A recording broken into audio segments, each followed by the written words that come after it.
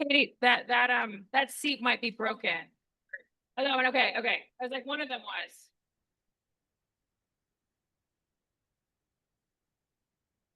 So the Zoom is started. Okay, great. So it is 6:41 p.m. So I'm going to call this meeting to order. Hello. I've been teaching a class lately, so I'm used to doing this, I guess. What it's worth. Okay, so hi, welcome. I'm calling this meeting to order at 6:41 p.m. This is the July meeting of Manhattan Community Board 2. I'm the chair, Valerie Della Rosa, and we are going to start the meeting with a roll call. Brian Pape, our assistant secretary, is leading the charge today. I will do my best. So, thank you. Not expected. All right, roll call for number one. Susanna Aaron. Here. Remotely present.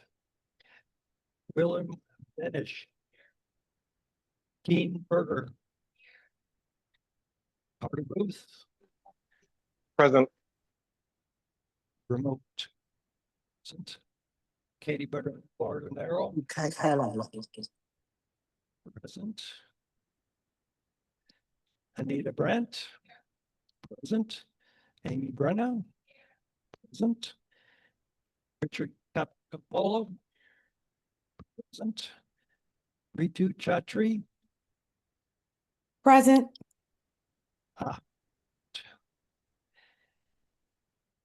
Amy Chen. Chen.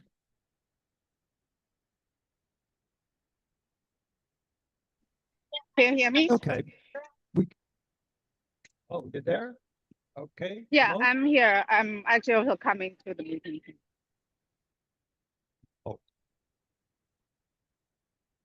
Valerie Della Rosa. I am here. Yes. Present Chris Dignas. Present Arturo Fernandez. Not present yet. Mar Fitzgerald. Not yet. Cormac Flynn. Present. David Cooper.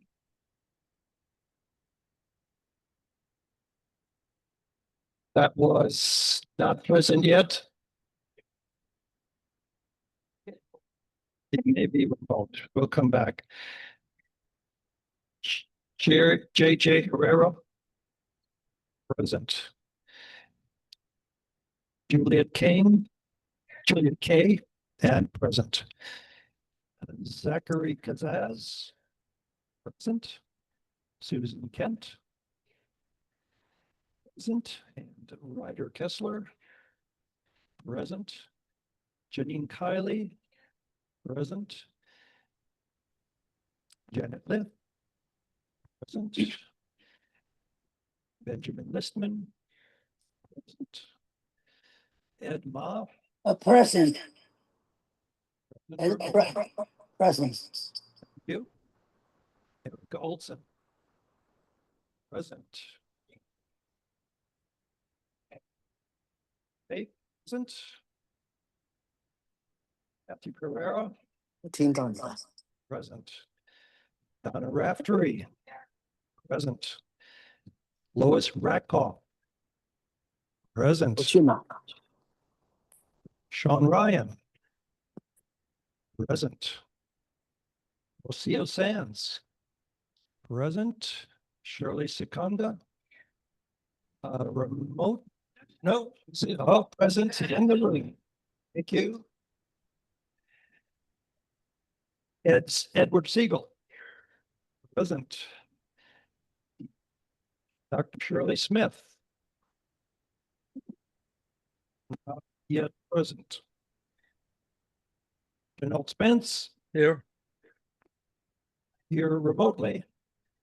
And Monica Desai Weiss.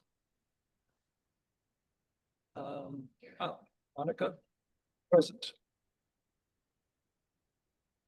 Susan Wittenberg, no, absent with notice, and Eugene Yu. Present. Lydia. All right. Now, Mark, what did you say about, You找不到了。是真的，没有 okay, 评论。 please? present 妈妈， remotely. 这电话讲，听就是不要看。 Is there any, okay, Ed, would you mute, please? And otherwise, it's the roll call. I don't think that anyone else came in while we were calling roll. Aha, all right.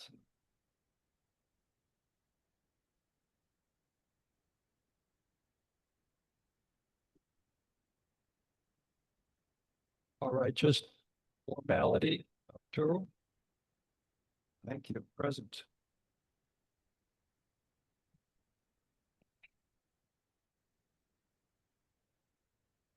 Great, thank you very much. So we're going to move on to the public session. There's some in the room and here, so I will turn it over to Eugene for the Zoom testimony. But let's go through this in-person testimony of non-agenda items. So I'm just going to do this because I have the sheet in front of me. So Robin Farrell, Pete Davies, and we'll do those two. So Robin Farrell, yeah. So we're going to be doing 1 minute for public testimony due to the volume that we have signed up this evening. Great, so we do 1 minute. Do we have a timer for 1 minute? Thank you. Do we perhaps want to adjust, or maybe you just want to hold the microphone while you do it? Yeah. Is it turned on? Okay.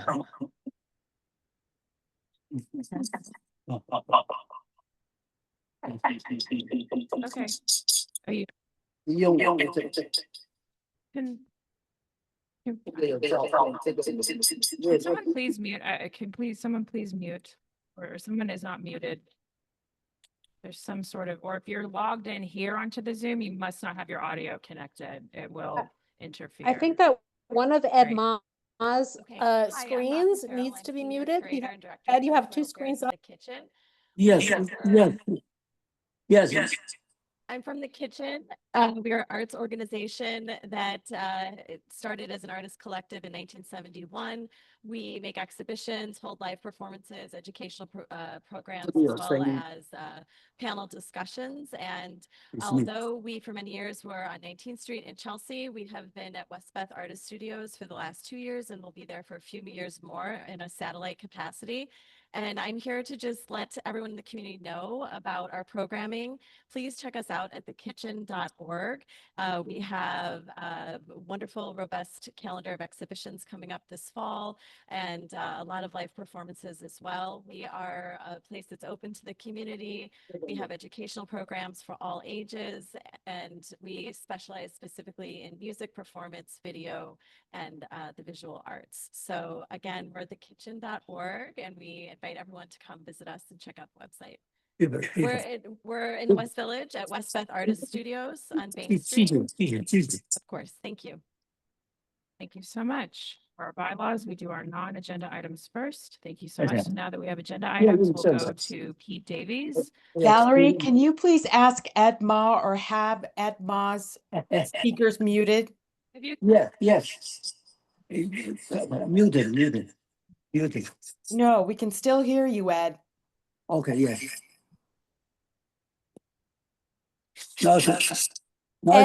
Ed, you have two screens open and one of them is not muted.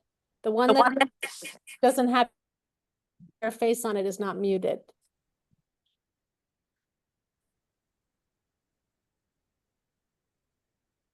Not muted. Not muted. No, you are not, Ed. You're like muted. Oh, you use this, that's one close. Okay, can we? Yes, Are we waiting Ed, to you can mute, or what close do one of we? your screens. Can we have Pete speak, or we muted it. Can we just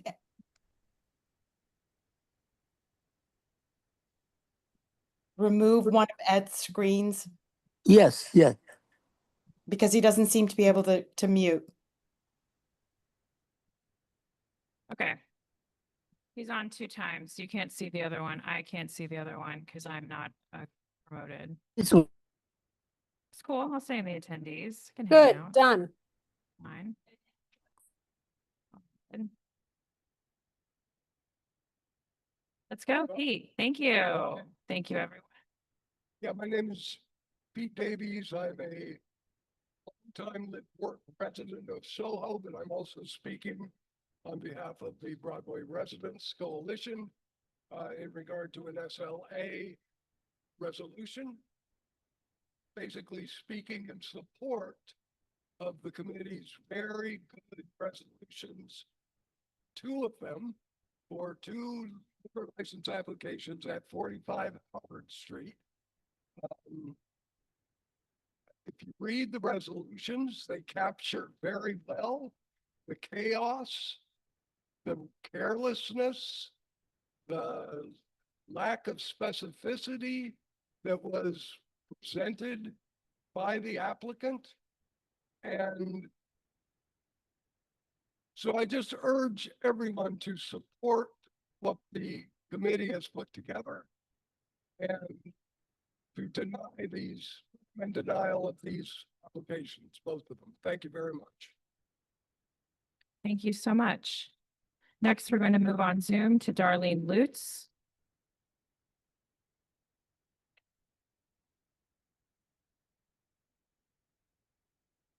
Darlene Lutz.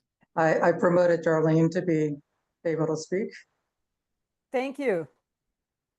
Am I live? Good evening. Please speak loudly. Speak loudly. I'm going to shout. Perfect.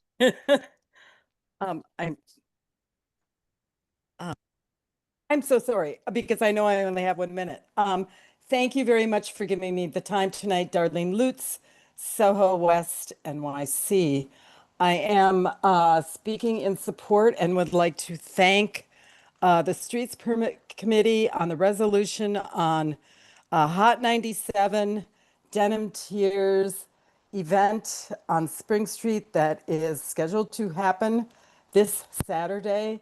I believe if you review the excellent resolution that was written, it covers all the points. This is unprecedented for an event in Soho. And regardless, it appears that it will go on because it was supported by the mayor's office. I'd also like to thank our DM, Mark Diller. He did, the work to really sort out many of the issues that weren't covered in the application. But I do want to encourage the entire community to support the denial of this resolution, the denial that this resolution supports, and because it is important that the streets permitting hears our voice and knows that we know what our community can really support. Thank you. Thank you so much, Charlene. So now we're promoting the first set of panelists. We're moving on to the next agenda item, which is the St. Luke's Church. So there's a list that's in the chat. That is our first panel to come up and speak. So Eugene, do you want to call on them Sure. from that list? So some of these people are not on the Zoom. Robert Lax is not there. If you could raise your hand if you are under a different name, please do so. Same with Julia Alberino. But the next person, Alexander Nijolau, I apologize if I mispronounced your name. No, Eugene was actually pretty on point. Pretty close? Okay. Eugene, I'm actually here, Julia Alberino. I'll defer to Julia to go first. Go ahead, Julia. Are you in person or you're No, I'm on been Zoom. promoted already? Okay, thank you. Okay.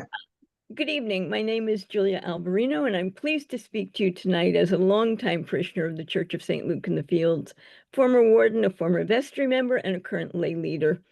What attracted me to St. Luke's 30 years ago was the church's commitment to the neighborhood with its rich offering of social service programs, parish social activities, and adult education, all of which made the church a good neighbor to the village community in which we're located.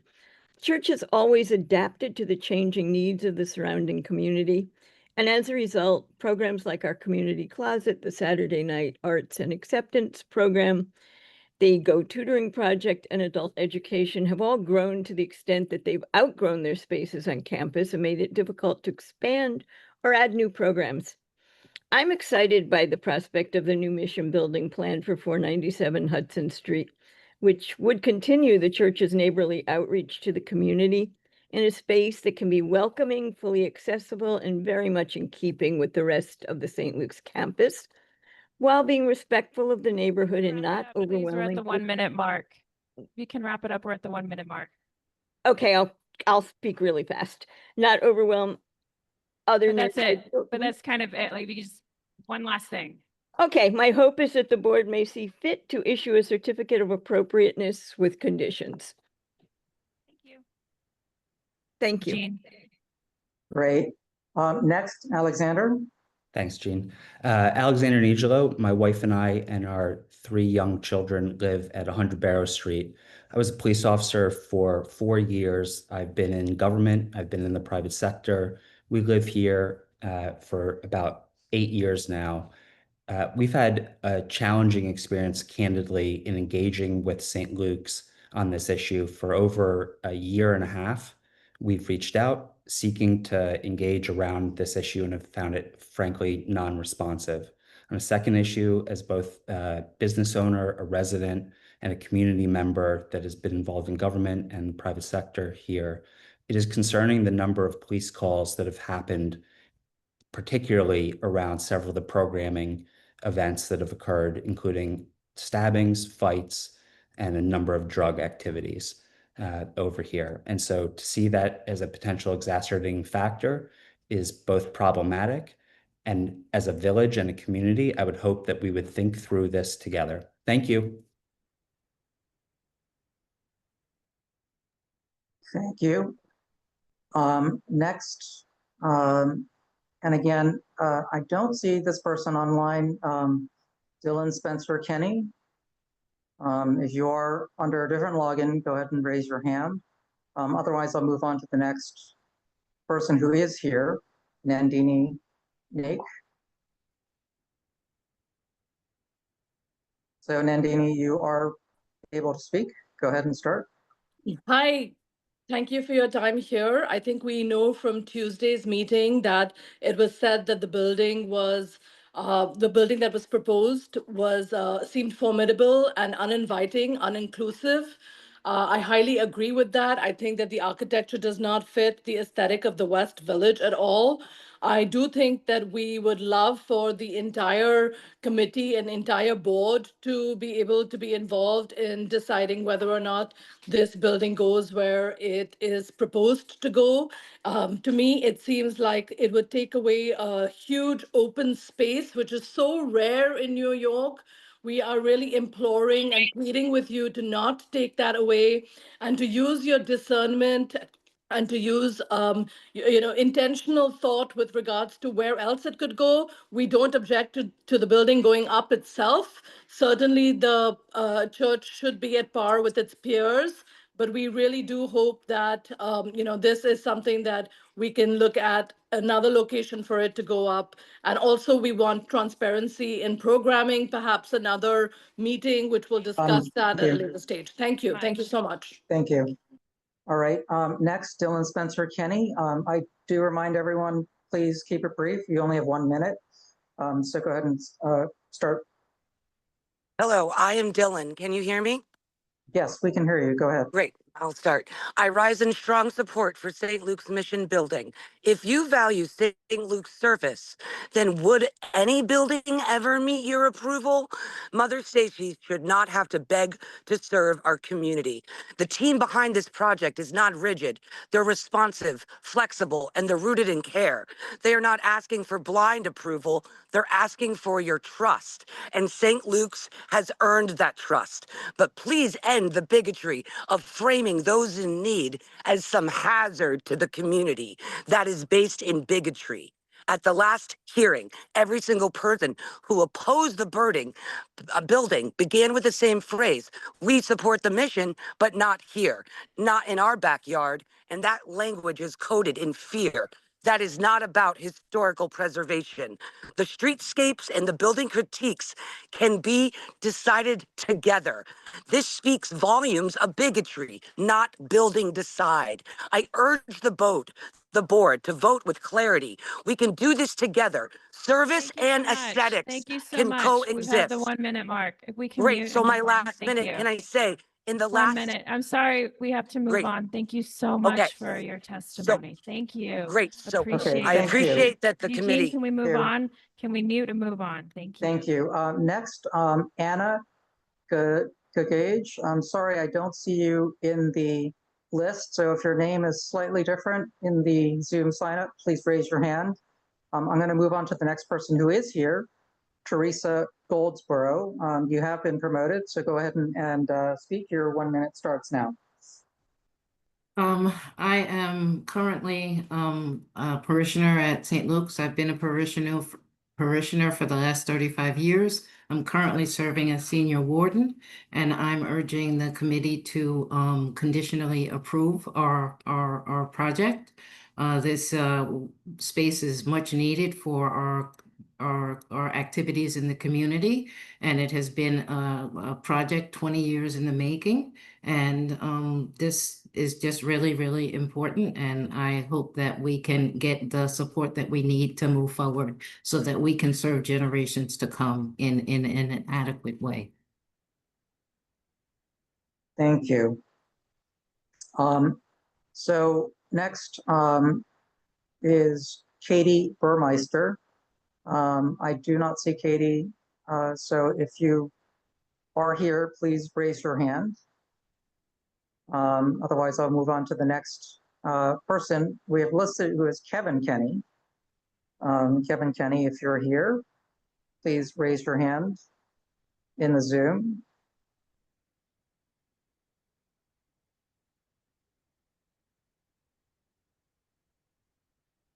Okay, Kevin Kenny's account is being promoted. That person just speak.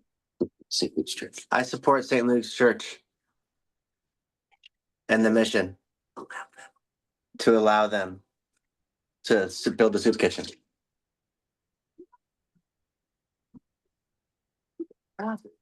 Thank you. Okay. And next we have a question from a board member. Sure. It's kind of intense for school kids to read that book. On a point of clarification, we're talking about a landmarks application. I'm hearing no landmarks comments. So if we could direct those making comments to comment specifically on our resolution, it would be helpful for us when we get to our business sessions. That is correct. We are voting on a landmarks application. Would someone be so kind as to tell me in the PDF what page that's on? Maybe we can announce that in a second. Eugene, I'm going to turn it back over to you. Okay. Page 15. Anthony Lanzillo. I see you are present and you can go ahead and speak. Hi, my name is Anthony Lanzillo, and I'm speaking in support of the of the St. Luke's Mission Building.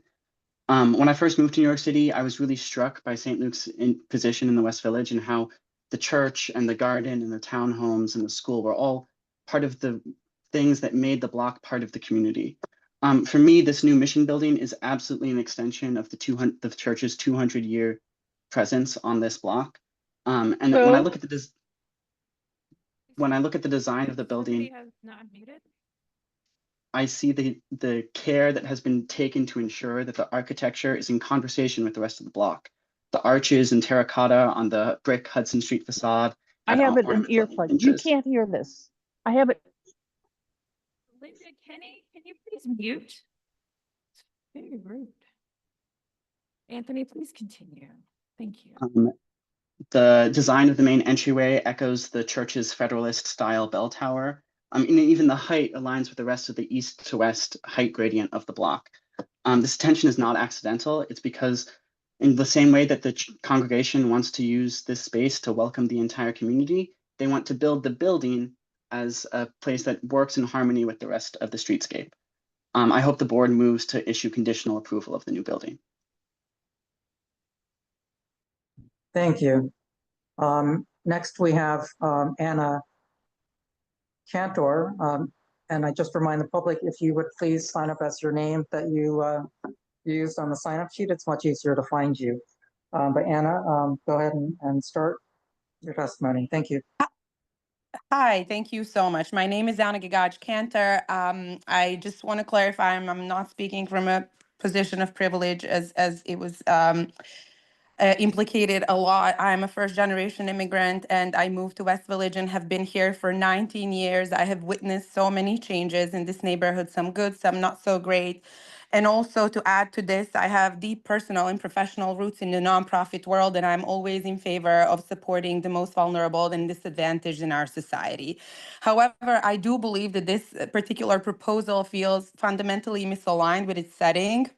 Why would a place that is so privacy focused that it's almost windowless be positioned in one of the most historic and charming corners in New York City? And can this block realistically absorb the added foot and vehicle traffic from proposed programming such as large receptions, food distributions, and such?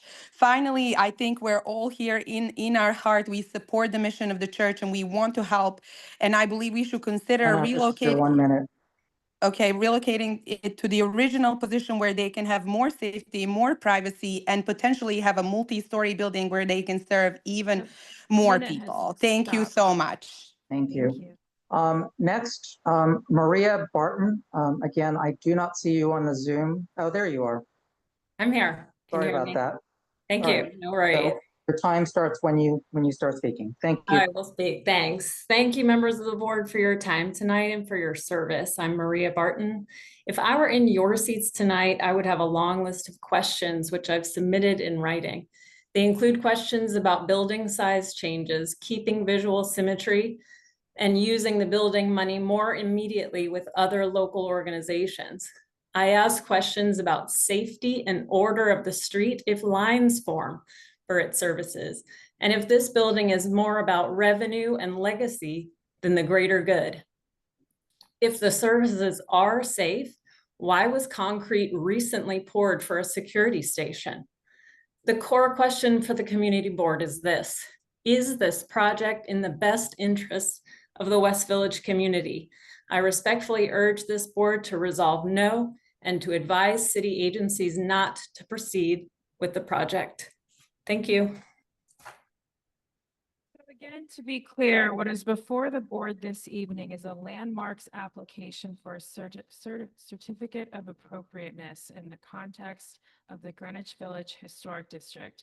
The only city agency that is hearing our feedback is on the application regarding the landmarks application. While we understand that there are comments on the other uses of the building. The applicant is here and is going to take those in. This is an as of right building, so the board is not commenting on whether or not the building should be built. Thank you for whoever was adding in those words. Very kind of you. Thank you, Cormac. And that's what's before us tonight. So we are not deciding on whether or not it should exist. It's whether or not it's appropriate in the context of the historic district. Eugene, continue. Thank you. Thank you, Valerie. Next, Katie Burmeister. I do not see you on the Zoom. So if you are logged in as a different name, please use the raise hand function so I can find you. But I'll move on to the next person who is here, Sonia Berlin. Go ahead. Your time starts when you start speaking. Thank you. Thank you. Thank you so much to the community board for their service. I'll keep it short. I'd like to reiterate that the landmark subcommittee decision on Tuesday should be enforced. They called the design of the mission building prison-like, foreboding, and inconsistent with the neighborhood. The church has also not fully assessed what programs should be or shouldn't be happening in this neighborhood. The plans they've shared have shifted meeting to meeting, and we strongly demand transparency.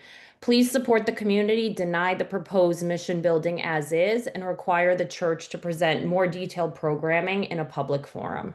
Thank you so much. Thank you so much, Sonia.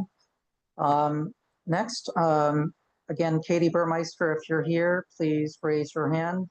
The next person on the sign-up sheet is Michael Allegretti. I don't see this particular name, but I do see another Allegretti in the list. If you'd like to speak, please use your raise hand function. Again, if you haven't signed up as the name that you signed up with, oh, there you are. Okay, so I'm promoting Michael Allegretti to speak.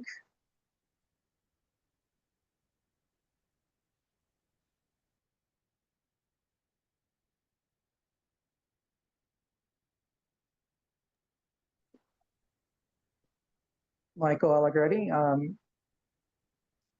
go ahead and you can start speaking. Hi, can you hear me? Yes, we can. Apologies. I rise in opposition to this proposal. I find it to be programmatically ambiguous, but most importantly, socially destructive. And far from being rooted in bigotry, my opposition is rooted in common sense. I applaud this committee for having the courage to push pause on this proposed proposal. Now, it's been well documented in previous hearings about the detrimental impact that many feel that this will have on the 4 lower and middle schools across the economic spectrum in the immediate area.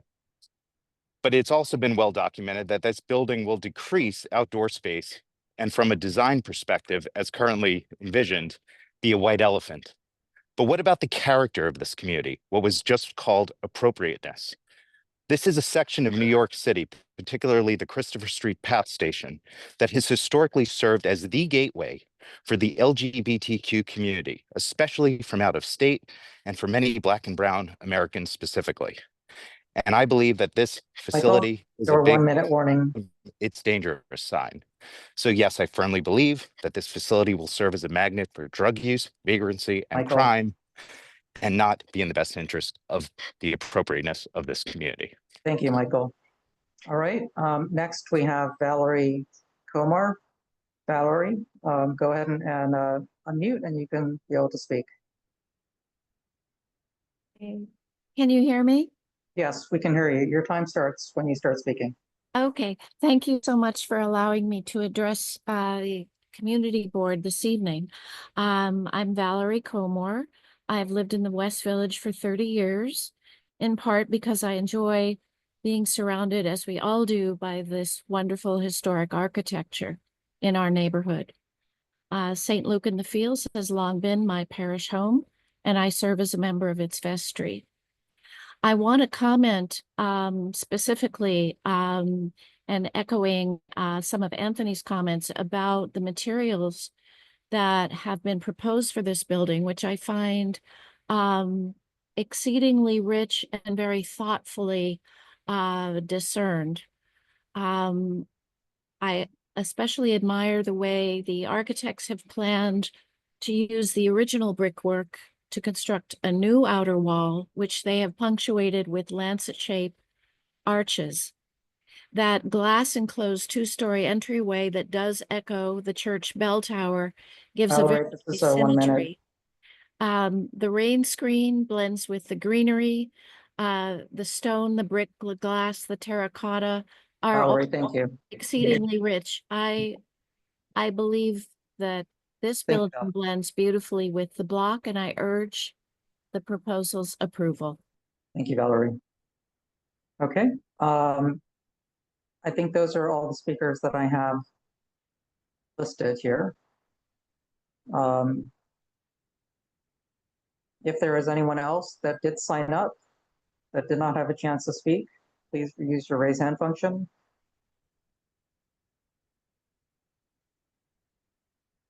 Okay, Valerie, would you like us to go ahead and with the speakers that didn't sign up ahead of time?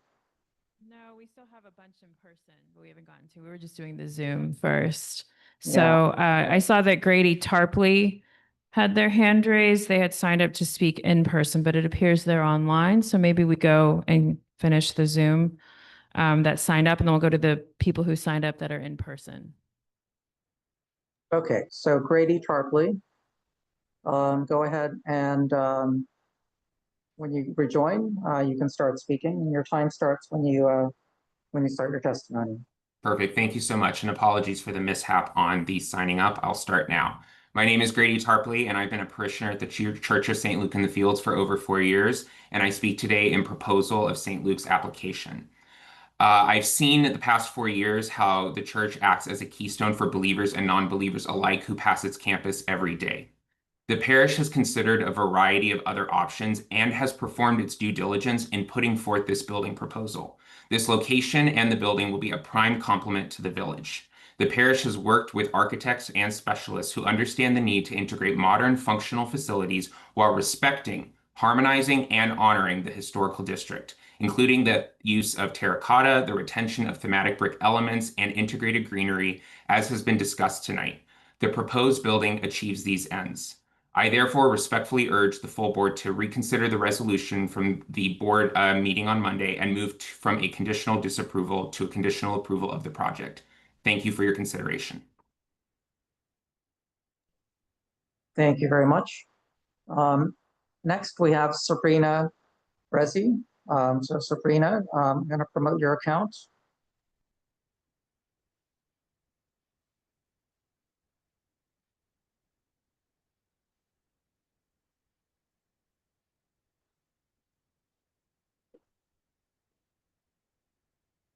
So just a reminder, you have 1 minute, and when you start speaking, I'll start the clock.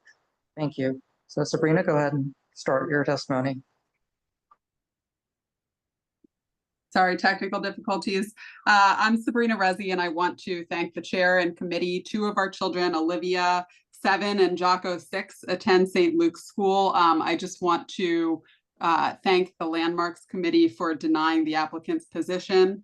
And I want to give a St. Luke's student an opportunity to also just say one word. I'm Olivia Rezi, a St. Luke's School and 2nd grader. Thank you, CB2 PM. I love playing on our playground every day with my friends. We climb, run, and laugh there. I feel safe and happy. I don't want to lose it. I think it's a bad idea to put a mission building because other kids use this place and they play there and they like it. Open space is important for St. Luke kids like me. Thank you very much. Thank you, Sabrina, and thank you for the additional testimony. Next, we have Renee. Renee. Hi there. Hi. Renee. Yeah, hi, Renee. I'm speaking on behalf of Broadway Residents Coalition.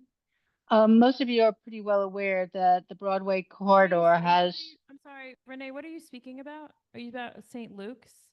No, is that? Okay, if you could just pause because we're on St. Luke's. Oh, sure. And we'll do a call. Eugene will do a call at the end for those. We didn't have your name sign up, so if you don't mind, Oh, just that's wait. funny. Well, I signed up online, but I don't know why you didn't have it. Anyway, sure, I'll wait. Thank you. Okay. So I think that is all the speakers that I have for the St. Luke's. If there are any speakers that are on Zoom or in the room that would like to speak about St. Luke's, raise your hand. Eugene, I'm going to take over as I've got Sure. the in-room list. Can they hear me? I think that the sound from the table is a little low on the Zoom. Can you hear me now? Yes.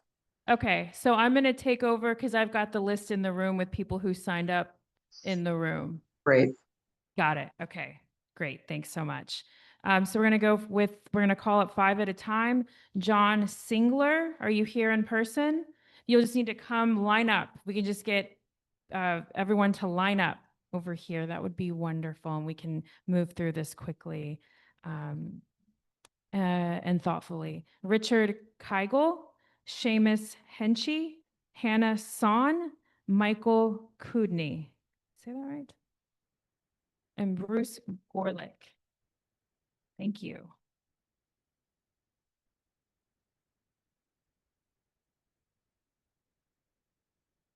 Okay, we're ready. Okay, 1 minute. Thank you. thank you. I'm speaking in support of the St. Luke's Mission Building. I've lived in the village for 40 years, but I'm a member of St. Luke and Fields Parish, but that's recent. I joined it 2 years ago when I saw that it's a community with a strong commitment to the larger community. Moreover, history matters to me, and so too does architectural integrity.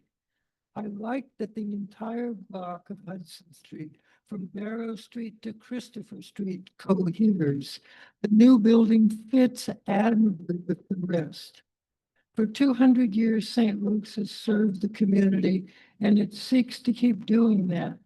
Need is certainly there.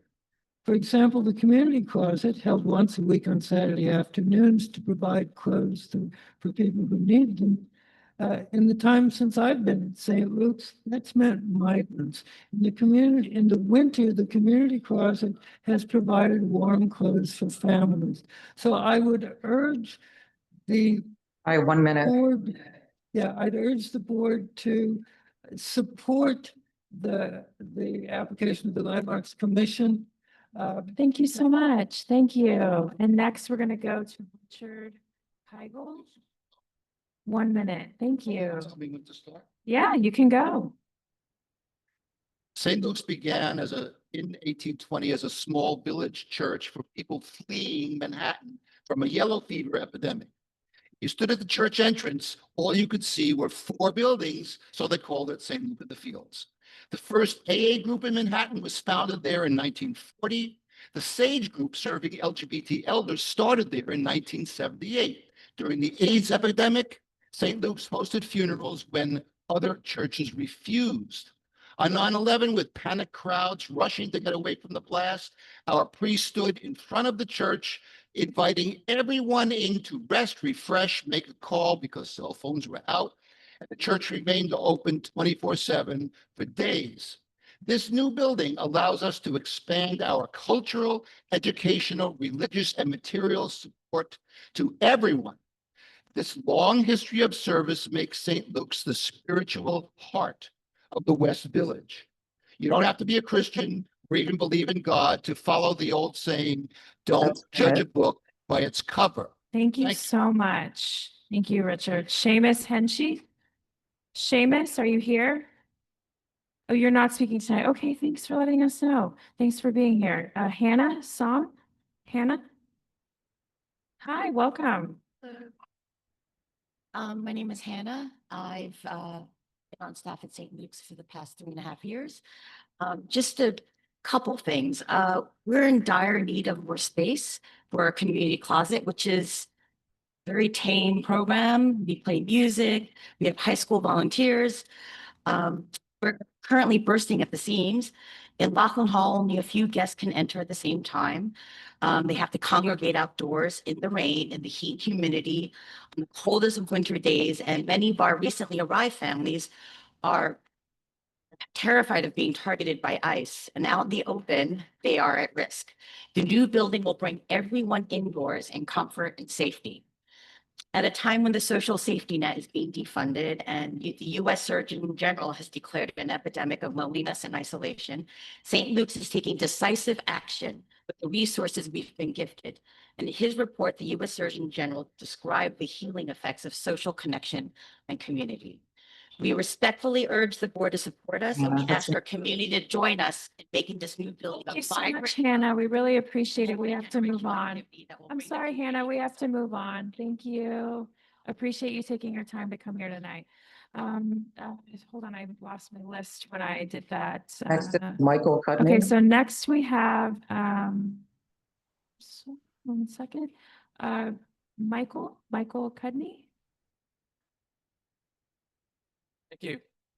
My name is Michael Cudney, and I currently serve as a warden at St. Luke in the Fields, a senior lay leadership position. I've been heavily involved in this project for years. Our strategic planning committee thoroughly reviewed the need and the design of the building proposed for 497 Hudson Street. Additionally, I also serve on the Board of Trustees of St. Luke's School, our partner on the block. And as a member of the school board, I want to affirm that our project has the support of the head of school and board, as well as many parents. The parish and the school are in continuous dialogue to address security, safety, and privacy issues for the constituents on the block. I believe the design presented fulfills the demands of St. Luke's to continue our many programs to the community with exciting possibilities to expand, serving seniors, children, and our own parish functions, and to provide a large modern meeting space for community groups, 12-step programs, and others. We have made every attempt in partnership with our architectural firm to design a unique and modest. Thank you so much, Michael, but we have to move on. Thank you. Thank you so much. Thank you for taking the time. Next, we have Bruce Gorlick. Hi. Good. Hello. Good. All right. Working on it. My name is Bruce Gorlick. I am a member of St. Luke in the Fields and serve on the vestry. I want to highlight the historic positive contribution in terms of construction activities that St. Luke in the Fields has undertaken to enhance the neighborhood. Let me start with St. Luke's School. St. Luke's School is a positive creation of St. Luke's Church. We started the school and built the building. St. Luke's Garden is a positive contribution to the community. We created the garden and it is maintained not only by us, but by members of the community. 100 Barrow, developed in conjunction with Toll Brothers, has brought good neighbors into our community. We have recently renovated all our townhouses, creating safe and comfortable apartments that bring in more good neighbors in the community.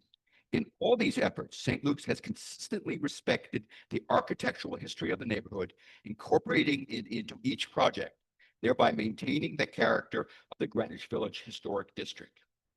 I appreciate the committee's feedback on the design. The process of community input and landmarks preservation commission Thank will you so create much, the structure Bruce. appropriate. Thank you so for the much, site. Bruce. Next, we have Gray Davis. And Gray Davis, are you here? And then Julie Nelson. And then Mother Stacy. And then Nell. Gray Davis.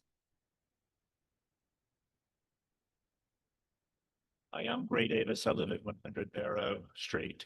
And I have to say that the architecture, just like the gentleman said earlier, was really well executed.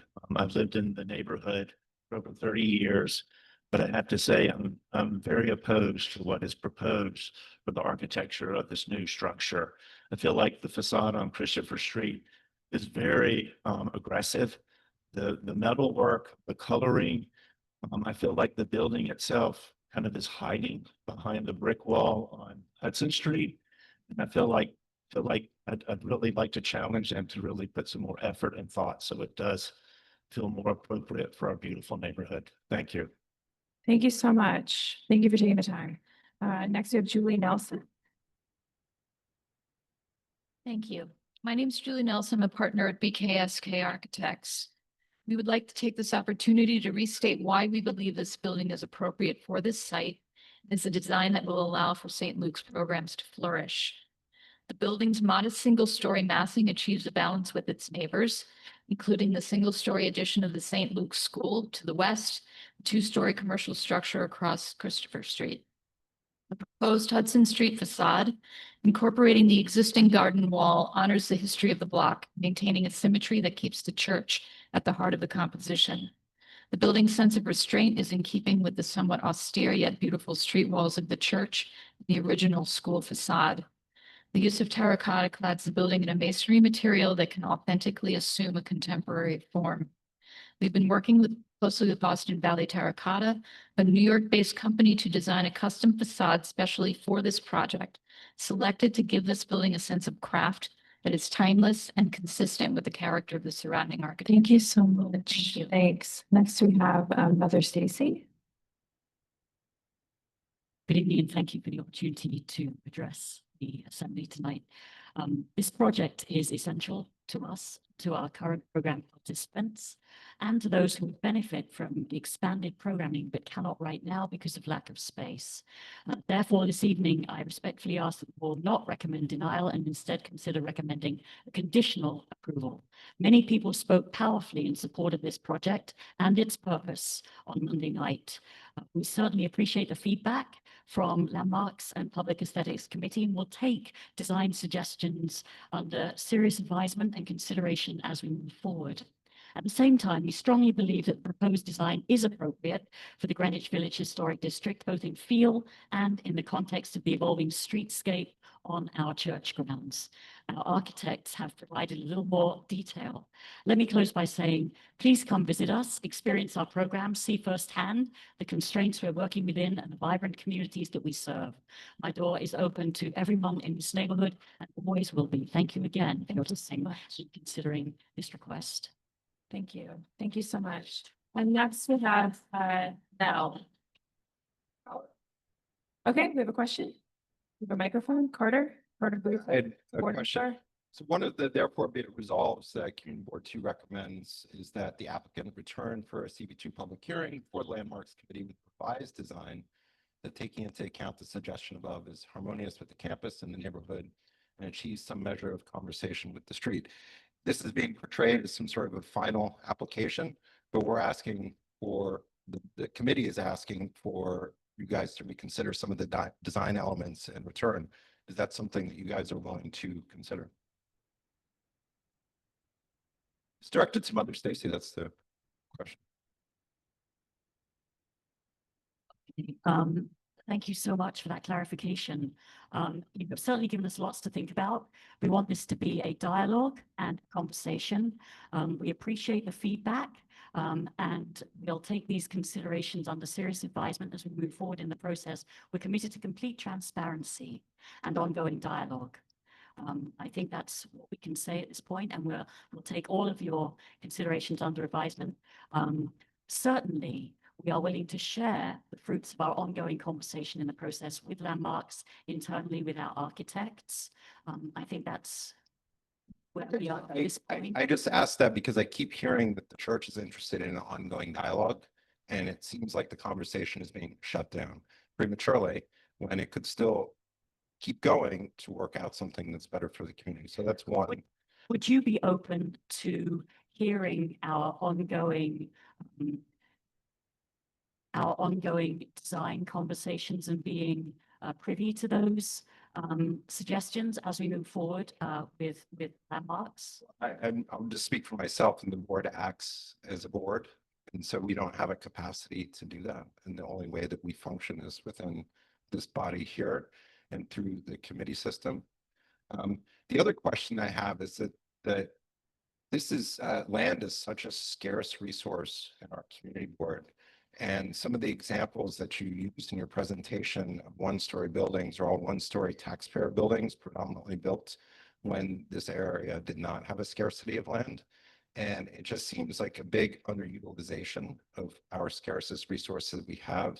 And it seems that much more could be done with the space, even though the mission is not part of what we're discussing tonight, but it just seems like this is not great in either direction as far as the use of space. So I just bring that up, and the taxpayer photos that you guys used, what was there before, 4-story buildings, I believe all the townhouses that were there. And it is correct that when this was first presented to Landmarks as a placeholder on the current footprint, we held it as a sort of a townhouse. The assumption was that it would be a townhouse height. The footprint hasn't changed much. The site is a site of influence on the path, so that is an issue, load-bearing issue. And also The other issue is we wanted to build what we could afford and what we need. And the heart of what we need is exactly what we presented. A large, multi-purpose, flexible gathering space that we can be reconfigured for things like our clothing program, Community Closet, things like church receptions, weddings, banquets, and also lectures and film screenings and so forth, and with other appropriate support spaces for storage, obviously audiovisual, bathrooms, and a kitchen. And that's really the heart of what we needed, and that's what we're building. It is the case that we are building much less than we can, as of right, build. We want to be sensitive to the architectural context, and so we are building what we need on the site that makes the most sense. For example, our neighbors at 100 Barrow have cited their concerns around security with our outreach program. Actually, it will be to their enormous benefit that we move that program lock, stock and barrel to the corner of Christopher and Hudson, which is the opposite corner of their building and not in the adjacent building of the school. So we see advantages to the site. We think this building will achieve what we need without building more than we need, and thus, in fact, leaving, one might argue, more open space than if we built something taller. So I think that's part of the reasoning behind this. Materials that have been under consideration are, as Ms. Nelson said, in fact, local materials. There will be a uniqueness to this. There's going to be uniqueness to the terracotta that is not replicated in any other building in the world. It's a custom production, is my understanding from this company. So there are many unique features that may not have been appropriately able to be seen and perceived in the renderings that were shown. There are these details that are, in fact, I think, perhaps more thought through than is apparent at first sight. So I would encourage the committee to, respectfully, I would encourage the committee to reconsider and to have more conversation with us before making such a draconian recommendation as to require us to come back for proceeding, which certainly does not benefit those we aim to serve. I just want to say, so I just want to clarify that you're not willing to come back to further discuss this, and instead saying our committee on the board, which reviews these applications month after month, all of them in our community board, that somehow that they're not fairly treating this application. I just want to make sure, because that's what I'm hearing in your comments, and what we're trying to do is to encourage the dialogue. So let me just ask, what would you like us to do? Well, I think the second, therefore be it resolved, which I started off reading, is what is the answer, which is to return to the committee to further discussions after reflecting on what is presented in the resolution. Thank you. Okay. So we're gonna move on to now. Our team says that we will stay in touch. Thank you. No? Yeah, thank you. Hi. So I am opposed to the project. I have lived in the West Village for 20 years. My background is in neuroscience and I'm currently working in neuroscience. What brought me to the West Village is it feels very human. And when I have visitors and I take them through the streets, they say, oh, wow, it feels very human here. And that's the part that drew me to the West Village, and all the buildings are low and it's breathable. But now this site is coming up. I don't know, we haven't seen a picture tonight, but I saw a picture the other day, and quite frankly, I think it's not fitting into the neighborhood. My neighbors also complain about it because it just doesn't aesthetically, it's not harmonious with the environment. And I would like to, when I bring my visitors to come back to New York to visit, I would like to show them something beautiful and encourage the tourism of the West Village, which draws people of the uniqueness. Okay. Thank you. Thank you so much.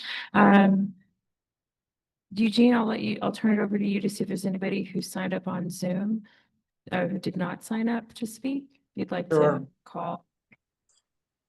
So again, I'm just calling on any members, public members here on Zoom. If you would like to speak on the St. Luke's resolution, but did not.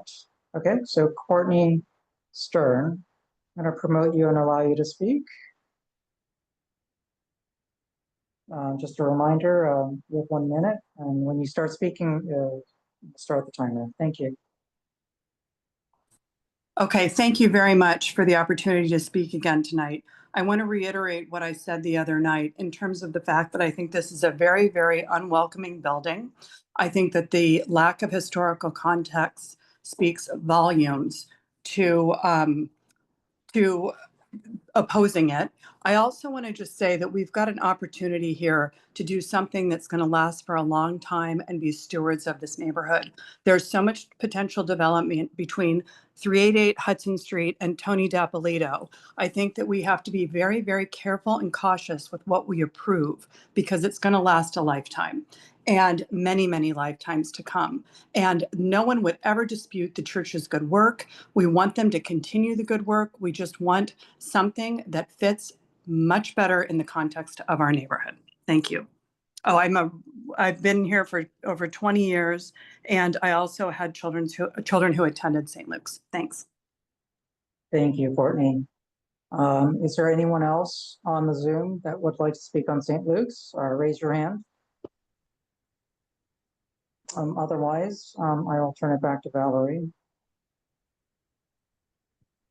Valerie, I don't see anyone else with their hand raised. Renee was going to speak on a different item. Can anyone hear me on Zoom? A bit, yes. Montrose she doesn't want to speak.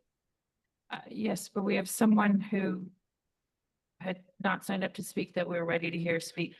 Okay, great. I'm here. I don't. 1 minute. 1 minute. Am I speaking? Who's speaking? Yes, Renee. Oh, okay. Sorry, I'm speaking on behalf of Broadway Residents Coalition. As many of you know, Soho Broadway corridor has had chronic problems with illegal vendors, food trucks, and unpermitted SAPO events.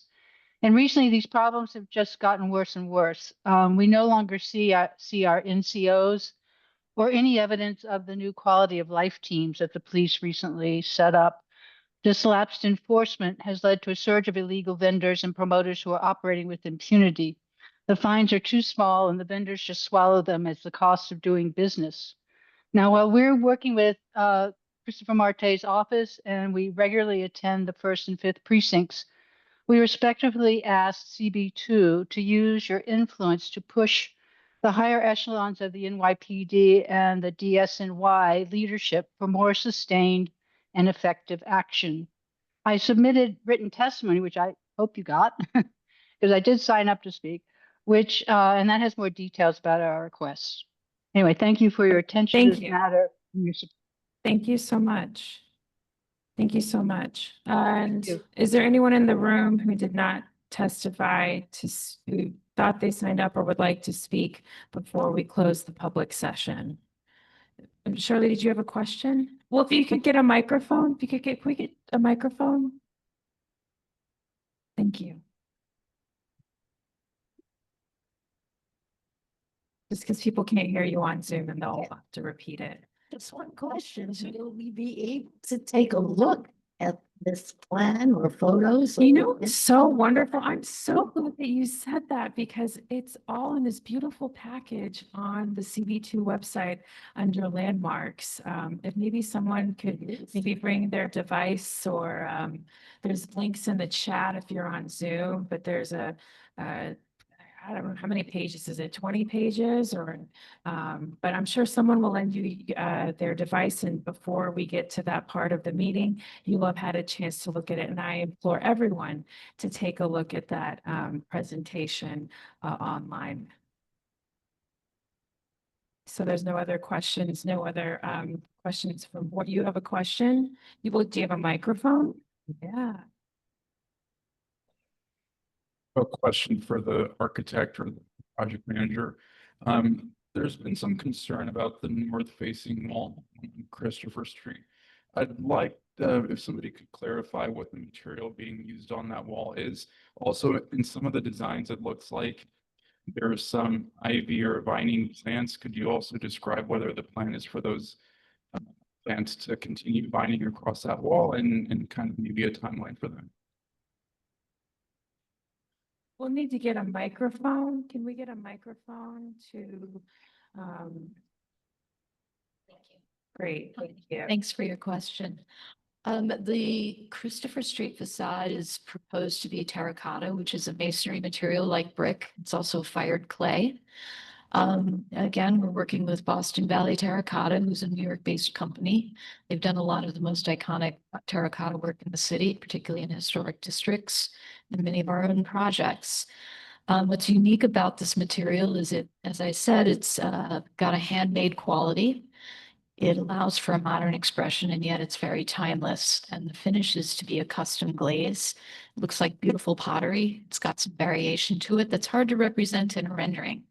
So although it may look, foreboding, in reality, when you see the material, it's quite beautiful because it's got variations of color. We've introduced greens and some other colors into it that look dappled so that there is variety. And the patterning of the material will allow the light to kind of play and give it a shimmer and sort of change the character of the building across the day and season. So we think it's going to be very beautiful. And it's also replacing a chain link fence that's covered in vinyl. So we think it's a significant upgrade. Great, thank you. Okay, so now we're I'm sorry, I didn't speak to the plants, I'm sorry. So we have integrated planters into the base of the building that's just stone. If you have a base. conversation, if you could move it out, we just I can't hear very well, and I'm sure they can't hear online. Thank you. So there's two elements to the landscape that we've introduced into the building. What the most significant is a green roof. It's a single story, so there will be a planted roof so that as you look down on the building, you see landscape, pulling the landscape into the site. And then at the street level, we have integrated some planters along the granite base to allow for, again, some vines that we're working with the landscape architect to select those plants so they can be viable to grow up in the corners of the building and in the midpoint and then on the school side as well. Thank you. Okay, great, wonderful. You have a question? Okay. May I speak, please, Valerie? I'm sorry. Oh, sure. Chenault? Yes, when everyone else is finished on this subject. Oh, Zachary? Sure. Also, I'm sorry, Chenault?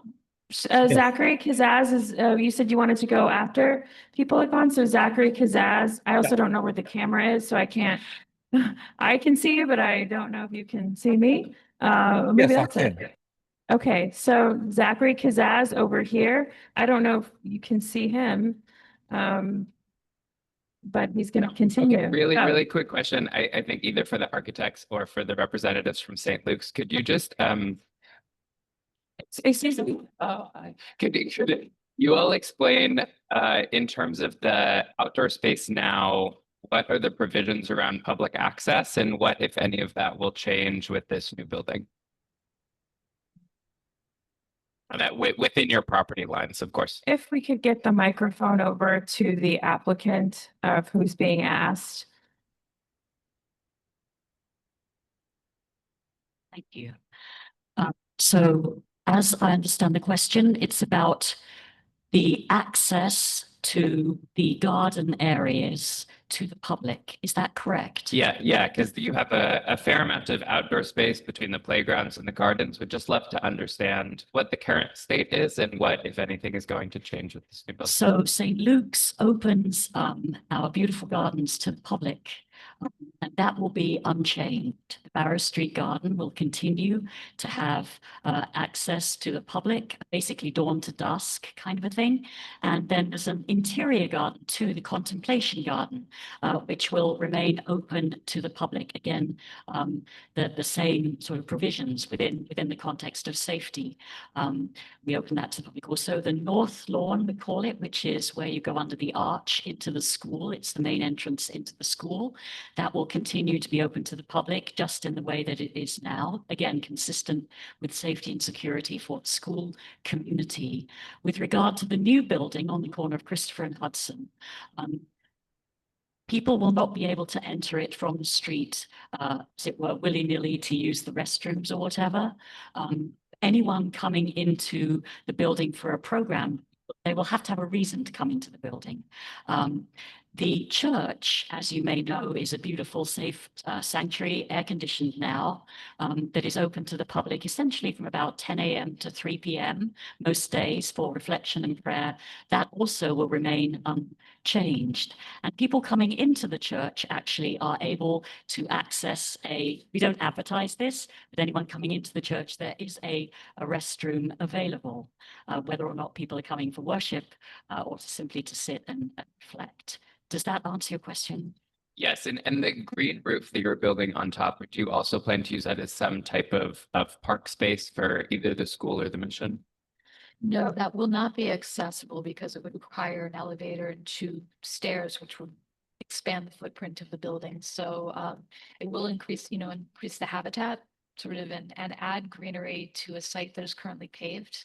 It's covered in play surface. So it will enhance the habitat available in the site.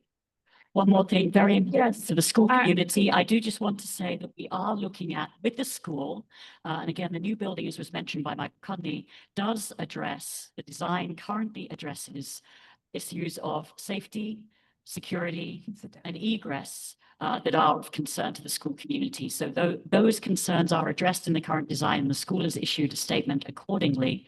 The other piece of this is that we are working with the school to explore additional outdoor spaces that we can offer to the children. Great, wonderful. Thank you so much. And again, this was, gosh, how long was this meeting, Chenault, on Monday? Was it 3.5 or 4 hours? Where a lot of these questions and the plan were gone over. So if we could, Chenault, if we could wrap up. Valerie, there's one thing I'd like to say now about some of the testimony, if I may. Let's save that for your report, actually. We need to move forward. Yeah, there's really no reaction needed to the testimony. We can talk about it when we debate the resolution during your report. And that way, the reaction is the votes from the board members as well as the debate. Thank you. So with that, we are closing the public session and going to move forward. I'm going to ask, is there a motion to adopt the agenda? Wonderful. Moving forward, the agenda is adopted. Now we're going to move to the reports to the public. So we will start with our elected officials reports. I'm going to call on Andrew Chang, who I know is ready to give us a report. Andrew?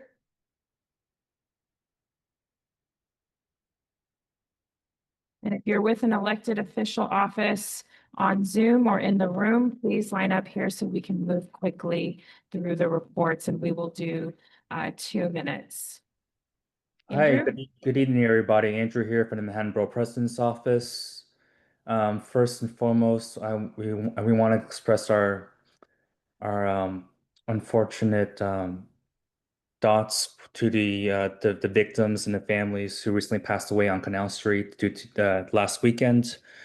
We hope we sent a letter along with the Manhattan Borough President Mark Levine, along with several elected officials, as well as this Community Board 2, and Community Boards 1 and 3 as well. We sent a letter to DOT yesterday asking for them to advance the Canal Street redesign project to reduce the speed limit on the Manhattan Bridge, to install. Sorry, Andrew, 1 second. Guys, if we're going to have any conversations in the room, if we could move those out, it's just really hard to hear on Zoom. Thank you so much.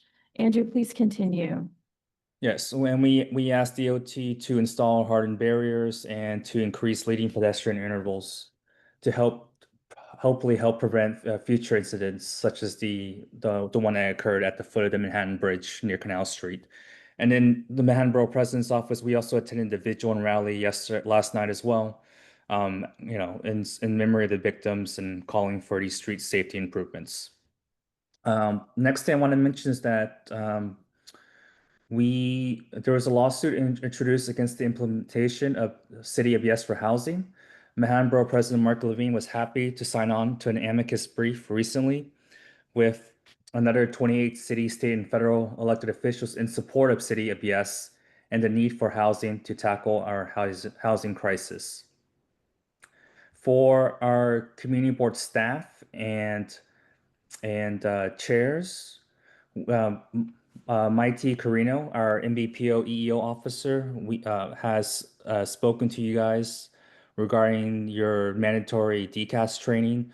If you need to attend an in-person training, please, or sorry, a live virtual training on Monday, July 28th or Friday, August 1st, please let me know as soon as possible. This is only for the community board staff and the chair, if you haven't already taken your training that's mandated by DCAS. And I guess the last few things I want to mention is that I noticed it applies mostly to Manhattan Community Boards 4, 5, and 6, but the community advisory committees for casinos have been formed recently. There's only been one public meeting so far, but please stay tuned. Once again, this is regarding the community advisory committees for casinos in New York City. That's an FYI. And then lastly, the Manhattan Borough President's Office will be hosting our annual Dominican Day Parade celebration later on Thursday, the 31st of July, from 6 p.m. to 8 p.m. at the United Palace Theater, 4140 Broadway. I will put the Eventbrite registration link in the group chat. It's open to the public. And that's it for my report for this evening. Thank you so much. Thank you so much, Andrew. Is there anyone else on Zoom? An elected, who's Alex with? Hi, my name's Alex Alex. Fraser. I'm with the Office of Assembly Member Grace Lee. If I can just provide a few quick updates. Perfect. Right, So sure, obviously, our legislative session ended on June 17th, bringing an end to 6 months of Assembly Member Lee fighting in Albany to pass legislation that prioritizes Lower Manhattan. Since being back in the, can you hear us? I don't know what happened to Alex Fraser. I see them on the screen. They just don't have the camera on. Which is fine. Okay. If you could, Alex? Yes, Okay, can we're gonna move everyone on hear? in person. So let's go, Connor.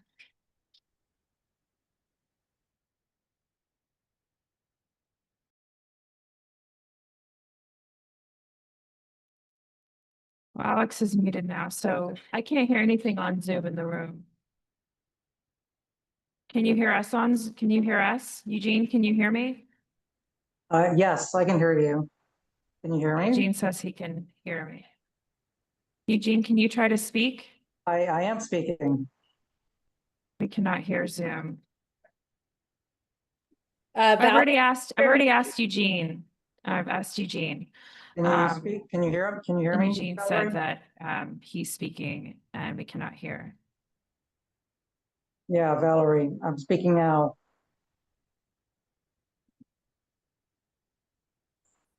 So it doesn't look like you Eugene? guys can, it Okay. doesn't look like you guys can hear us. Oh, now we can hear you. Okay, Oh, great. now you can hear. Okay, all right, great. Okay, great. Alex, can you continue and then we'll go to Connor. Yes, for sure. So everyone can hear me now? Yes. Okay, perfect. So yeah, being obviously the session is over now. Assembly Member Lee's been all over the district and our office has been having mobile office hours. So we're going to be at locations across the district, supermarkets, hotspots, and we're going to have Spanish and Chinese language assistants to be able to speak to constituents about any issues you may have and speak about resources we can provide and just anything happening regarding the district. In terms of other work we've been working on, we were the second signatory on a letter sent by Assemblymember Hevesy to federal officials, heavily criticizing Republican support for SNAP being cut in the big beautiful bill, and also in response to multiple incidents where individuals have faced detention and severe consequences after accidentally crossing the US-Canadian border while using GPS navigation. We led a letter getting over 10 other assembly members to sign on, urging Google and Apple to implement prominent multilingual advanced alerts to help prevent these crossings from happening again. Also, our office and Assemblymember Lee has been heartbroken by the tragic and preventable deaths of constituents at Canal Street intersection. It's long been one of the most dangerous corridors in Manhattan, and we also signed on to the letter led by the Manhattan Borough President's Office asking the city for a long overdue update on the Canal Street redesign project. Thank you so much. Thank you, Alex. Next, we'll go to Connor. Hi. Yeah, so.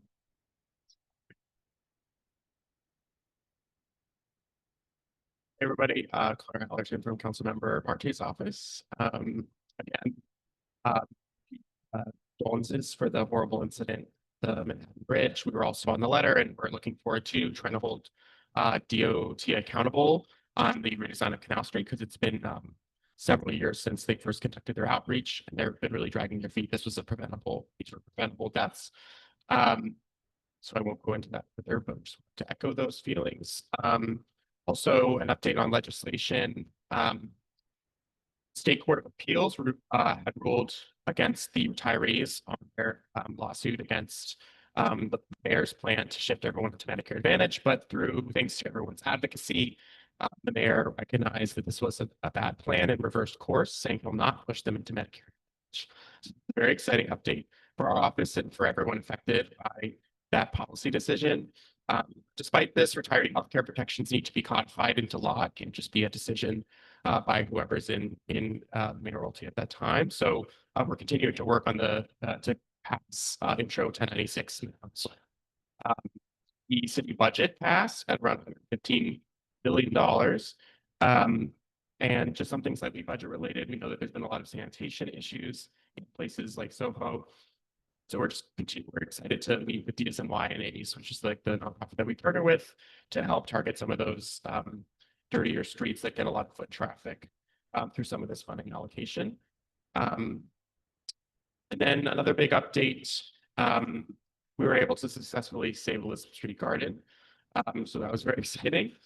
While preserving the 123 senior affordable housing units just 2 blocks away on a private site. The plan also incorporates an additional at least 500 affordable units at 2 other publicly owned sites in our district. So it's amounted to the greatest influx of new affordable housing in over 40 years. Obviously, we're moving very quickly on pre-certification if the rezoning is required, but the plan proves we don't have to put these needs against each other. We can have both affordable housing and the high quality community green space that these communities need to thrive and deserve.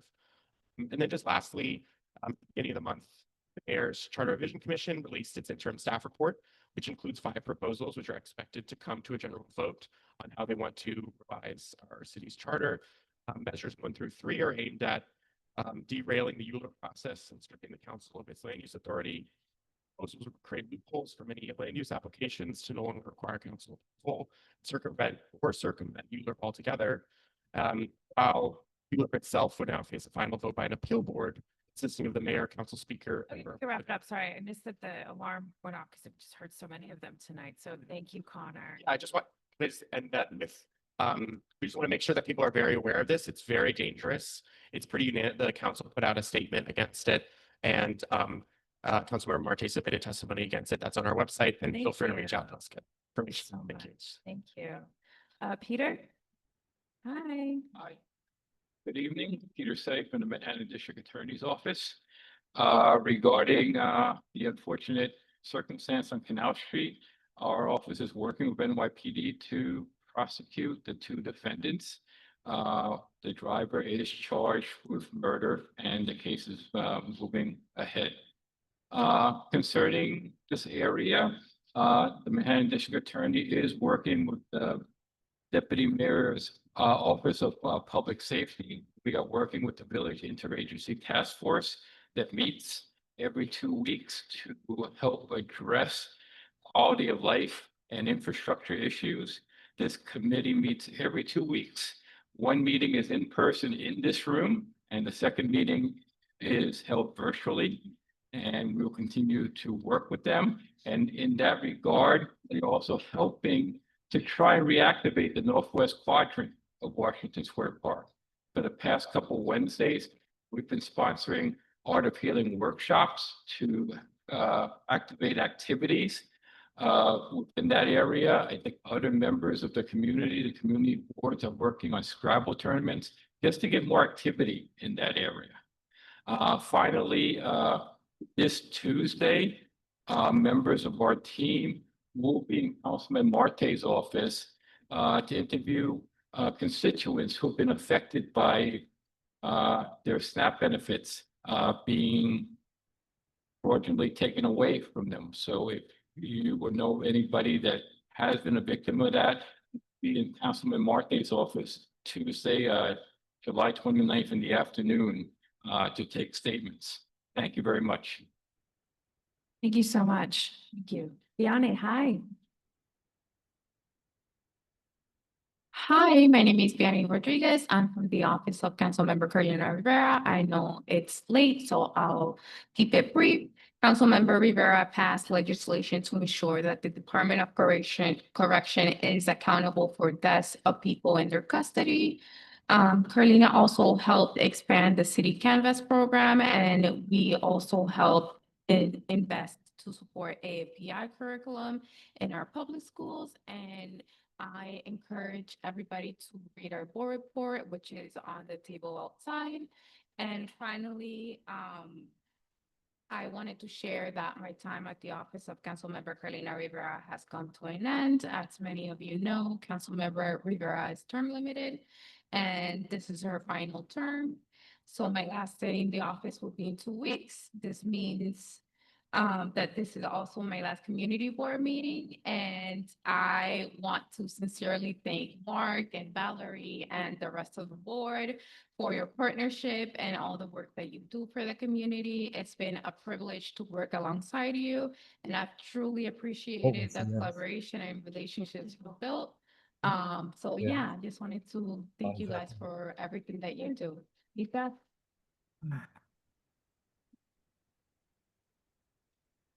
Wonderful. Thank you, Biane, and thank you so much for your service. It's been a pleasure to work with you. Mute somebody on Zoom. Thank you. All right, Sharif, hi. Hi, everyone. I don't know how to, yeah. I'm Sharif Krabti. I'm the Community Affairs Liaison for State Senator Brian Kavanaugh. I'll keep it brief as well. No legislative updates because we're out of session now, but a letter did go out to the governor today regarding the defunding of Planned Parenthood with the passage of the federal bills. And basically, it's a bipartisan caucus of pro-choice legislators requesting that the governor work with us at the state level to bridge that funding gap that's been made at the federal level, because we know how important those services are across the state of New York. Also, just wanted to mention in the district, we presented the year in with a historic business preservation registry. So we nominated them for that registry at the state level. It's a great institution. It's been around for over 2 centuries, one of the first bars and drinking institutions in the city. And it just has such rich history. So we really appreciate the tour that we got of it from the owner. So just wanted to mention that. And then the last thing is that we're going to be doing mobile office hours. We're planning on August 25th, so next month. It's tentative right now. We're still trying to figure out the details, but it'll probably be at University Settlement on 189 Allen Street from 12 to 4 p.m. So if you have any questions or need help with utility bills, applying for benefits, anything like that, please come out. Thank you. I'm sorry?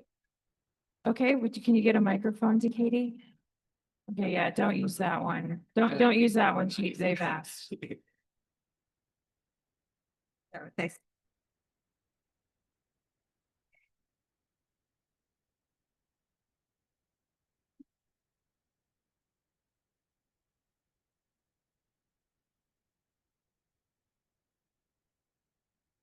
Just wanted to know if there's any word of a special session of the legislature to deal with some of the federal issues that we're all grappling with.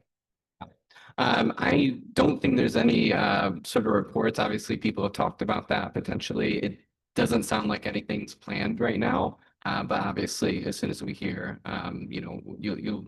we'll report about that. But yeah, no current plans for that for extraordinary session. Thank you.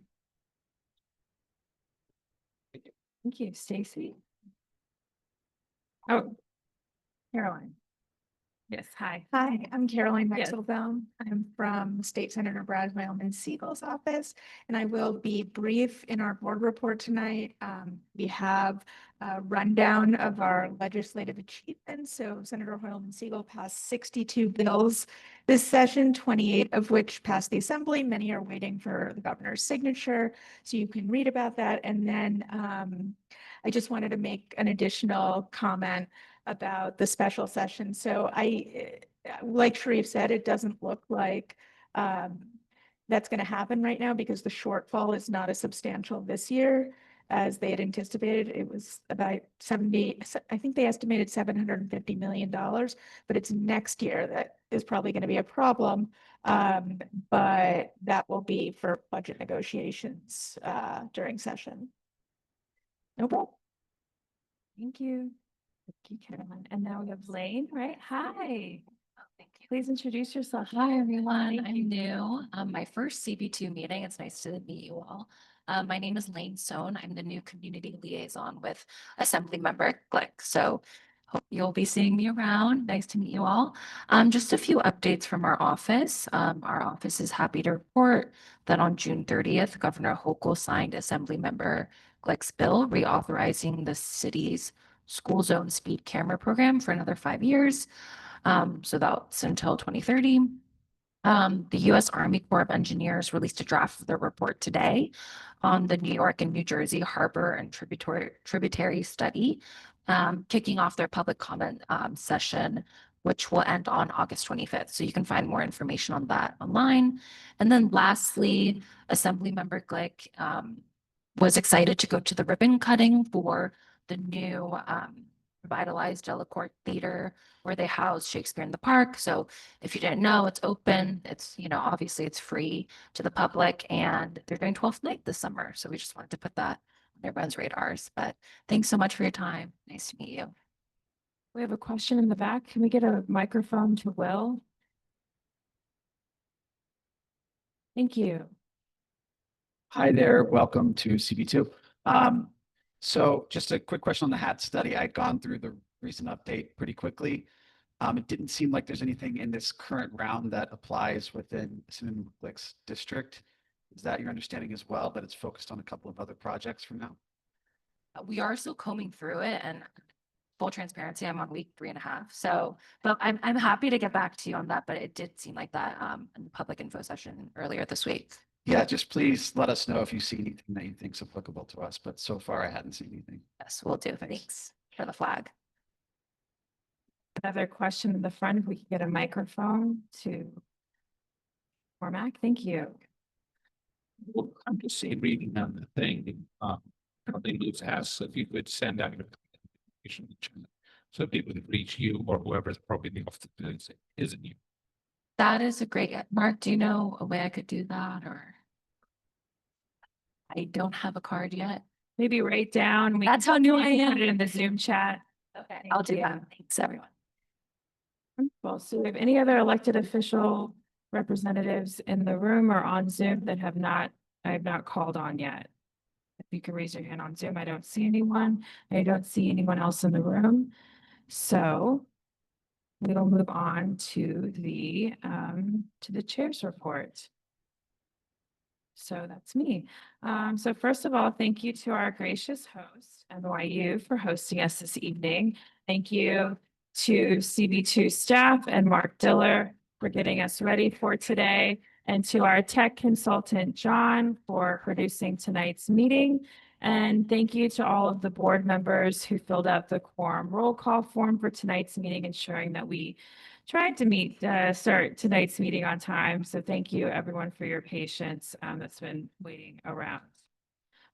Really quickly, I want to thank you to Councilmember Christopher Marte for his advocacy on Elizabeth Street Garden. That came in after the June full board meeting, and that was a position that the board had on the garden. It's yesterday. Oh no, yeah, I guess it was yesterday, CB2 signed on to the borough president's letter that's been referenced, was referenced in Andrew Chang's report. I hear some whispering and I'm really sorry, but I can't hear myself, and others probably can't hear me, though maybe they would want to hear the whispering. If you could kindly and politely, please take those conversations out in the hallway. Thank you. Say I lost my place. So CB2 signed on to the borough president's letter to New York City DOT Commissioner Udonis Rodriguez, calling for increased safety measures on Canal Street coming off of the Manhattan Bridge in light of the terrible tragedies that happened over the weekend. And I think that is, and we signed on along with CB's 1, 2, and 3. Councilmember Marte, Assemblymember Grace Lee, Assemblymember Deborah Click, Congressman Dan Goldman. Those are the ones I can remember off the top of my head, along with Councilmember Marte, of course. So really quickly, let's get to our business, but the last thing I'll say in my report is just regarding quorum at committee meetings. I really have stressed this to our committee chairs over the past month and as well as exec this month of just ensuring that committee meetings are being held, especially for committees that are not driven by an agency, their agenda is not driven by an agency with a deadline. It's just really important for any invited guests that they are not going to be speaking to a table of 2 or 3 board members at a committee, because it is the responsibility of every committee chair, regardless of all of our 10 standing committees, to ensure that they anticipate having a quorum so that we can conduct our business. We should not have a meeting being held where there are more city agency staff members present in our conference room than there are committee members. It's disrespectful of the agencies taking the time. It's disrespectful of any invited guests. It's disrespectful of the public. And so we just want to make sure, and it's also disrespectful of our board members' time. So just want to make sure everyone that we all have a fruitful, productive experience, and ensuring that quorum is achieved. As you know, quorum is achieved through in-person attendance, which is the default for our board. There is an extraordinary circumstance form that is available and a medical waiver, and you can speak with our district manager regarding what the parameters are of those. So with that, so I want to thank everyone who does take the time to clear out their calendar for the committees that they serve on and to attend regularly. Thank you so much. With that, I'm going to turn over to Mark Diller for the district manager's report. Thank you. I want to add my thanks to NYU, especially to Valentine, Dorothy, and Arlene, who make it so easy in the week leading up to these meetings to make the meeting go as well as it can. So we're very grateful for all they do. Jonathan's already been thanked, but I want to thank him again. And I want to add a thanks to Councilmember Marte on a different note. Once again, this year, he has contributed member item funds to our community board budget, and that gives us a bit of flexibility to do things like hire a consultant if we need to, or add some equipment. Please God know that we need to. So really appreciate the support that comes from that. Let's see, the treasurer will report in the September meeting, but we have done everything humanly possible to push as many expenses into the fiscal 2025 budget that just ended, so that we have the full allocation for fiscal 26, which we've just now started. Last month, I reported on giving testimony at City Council to try to increase the baseline budget for community boards across the city. We are now over 17 years. And then in terms of a couple of calendar updates, the Parks and Waterfront Committee will meet on August 6th, their usual date, but in a different location. This is the studio rooms at the Sheen Center. We haven't used them before, but there's sort of like a large conference room, 2 conference rooms that kind of tie together, and that will give them the Lane 1 and 2, looking way ahead to October. Their dates have changed to October 7th and 9th, which with the religious holidays has actually been a real time for that committee to meet. And we have now, my final thanks is to Northwell Village Hospital, that used to be called something else. Malik and Anna there have now confirmed our SLA committee all the way through December of this year. So we're grateful for their continuing making of that room available to us. And one of the great things about it is that because it's a hospital, the security's there 24/7. So we're not on the time clock, which I should be on right now. So I say thank you unless there are questions. Thank you. Thank you, Mark. And really quickly, before we go to the start of our business session, I wanted to quickly mention, I know this had come up at exec, so for our executive committee members and everyone else, of course, we are confirmed for Tuesday, August 19th for our August executive committee meeting. We're waiting on just confirming that we would have a quorum and making sure we didn't need to move that date. As everyone may or may not know, our August executive committee meeting serves as a place for the board to pass all of our board business in August. In the interim, while we do not meet as a full board in August. So the 19th, Tuesday, the August 19th, it's the same as it is on the calendar, it did not change. So I just wanted to confirm that. Had a few outstanding, wanted to confirm. So with that, we are going to go into business session. So let's start with attendance, and I'm going to turn it over to our Assistant Secretary, Brian Payne, for a roll call.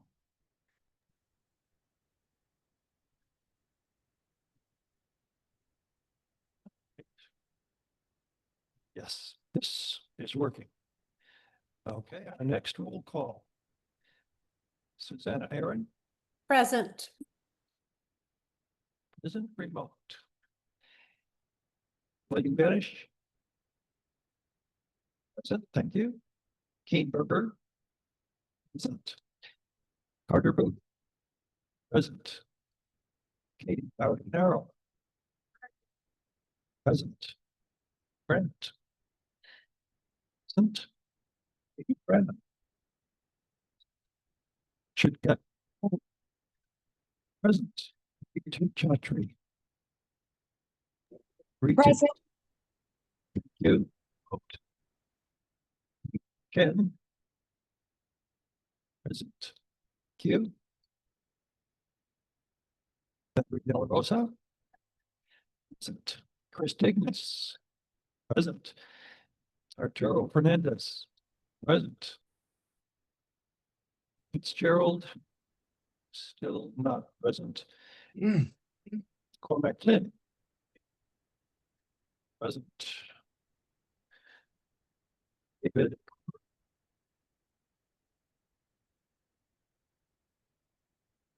Line, David. Present. Okay, remote. JJ Herrera. Present. Juliet Kay. Present.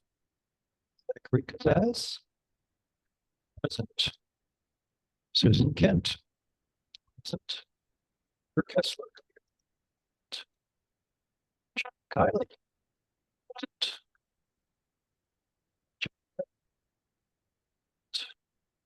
And John Listman. Present. Ed Ma.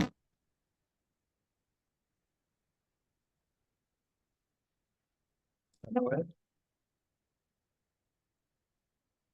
So see.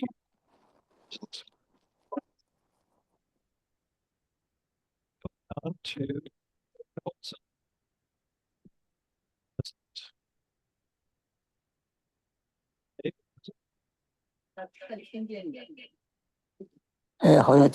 Thank you. Yes, thank you, Ed.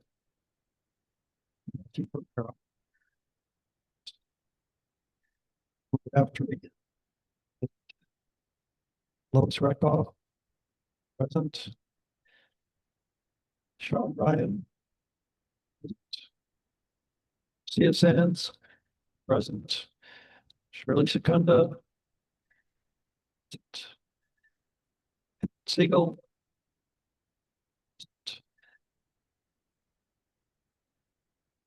Shirley Smith. Present. Good to see you. Reginald Spence. Here. Line. Monica Weiss. Present. And Eugene, you Present. remotely. All right. That concludes the roll call. Great, thank you. So next, we're going to move on, approval of the June full board minutes. Do we have a motion to approve the June full board minutes? With a second? Great, thank you. And great, let's move on to the resolutions from our standing committees. Committee chairs, please only state therefore be it resolved in your resolution. We are operating with the sense that board members have read the resolutions in the full board packet. So let's start with landmarks where Chenault Spence, We had chair of the committee, will give the report. we had two meetings. The first meeting has a number of resolutions. 42 Jane Street to install a small stoop gate at the front entrance was approved. 14 Leroy Street modified the rear first floor windows was approved.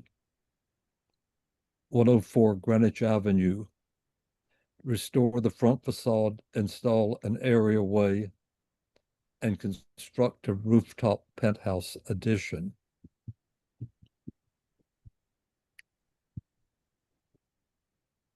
Approval of the top four studio window modifications, approval of the historic reconstruction of the areaway, denial of the bolded visible rooftop addition, or of any structure on the roof apart from the required stair bulkhead and mechanical equipment. The reason for this being that it is anything from the roof is more than minimally visible. 24 West 10th Street, application for window boxes on the front facade, replacement of a fifth floor window, and modifications to a previously approved rooftop addition. We recommend approval of all of those things, provided that landmark staff verify that the rooftop addition is not more than minimally visible. The pictures are unable to show it because of the verdant trees on the block. 159 Bleecker Street, remove the ground floor commercial storefront. Renovate, the ground floor level existing commercial storefront.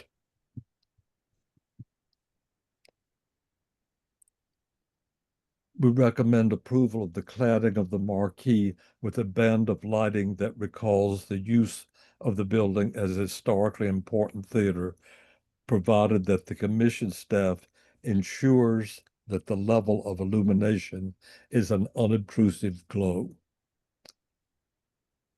We further note that the use of neon is extensively treated with dimming material as a design element in the sign ban is not a recommendation of a precedent for use of neon in the district for new installations in the traditional sign design. Approval of the infill for the facade openings. 210 West 10th Street, construct a ground floor storefront opening and a storefront. Recommend denial of the demolition of the intact, pristine ground floor facade of a residential building that contributes to the character and integrity of the block in the oldest historic district of the village. Half of the building is a storefront. The other half, perfectly symmetrical, is completely intact. And having disapproved the demolition, therefore the application for what would replace it is automatically denied. 155 Bleecker Street, install a large floral arrangement in pots in front of the restaurant and legalize existing signage and lighting. Denial of the potted floral installation, which calls undue attention to itself as unsuitable to the historic character of the building and the district. We are categorically recommending denial of this sort of barrage of simply covering the historic facade with artificial flowers. Approval of the sign, approval of the lighting provided that it is painted to blend with the sign and that its level is minimally not to disturb the neighborhood.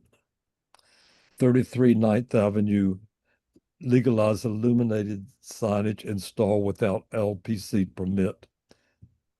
We recommend that the modifications that are proposed to the light box be approved, and therefore the light box itself is approved. Do you want to have the other? Let's take the vote on these, and then I assume there'll be discussion on, so I think we'll do this report and then we'll. Valerie, I think Yes, you're you have a little too question? close.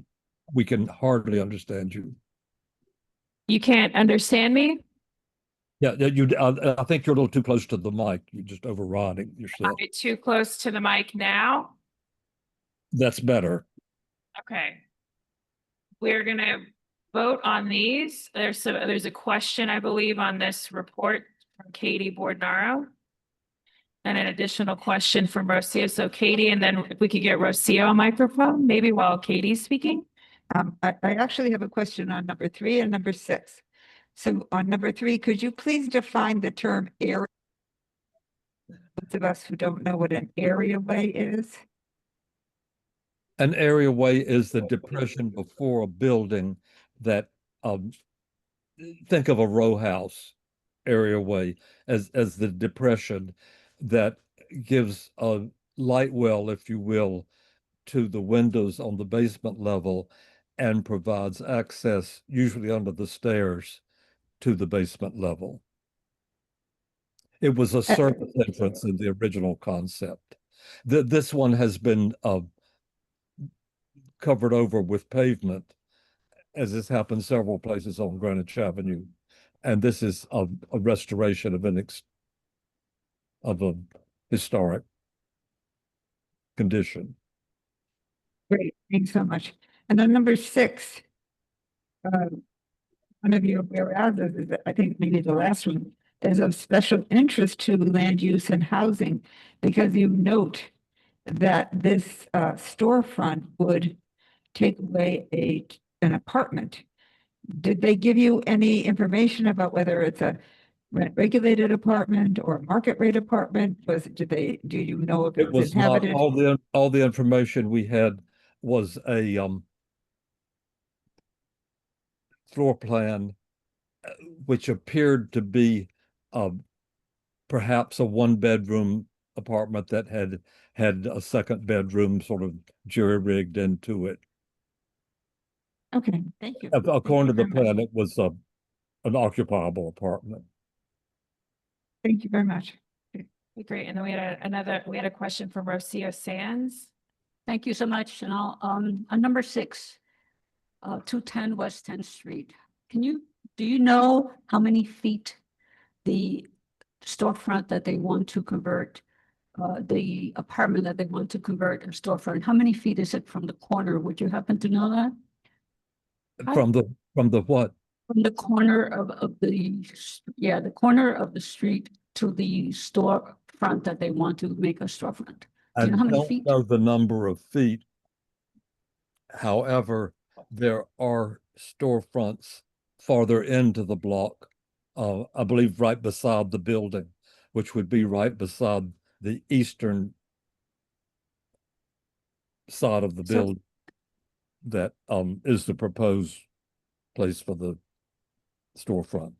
Sorry, I from my experience, when there is an apartment or a storefront that wants to be converted back and forth, I think the law allows Department of Buildings to be able to convert something like that if it's within 50 feet. That's why I'm asking the question.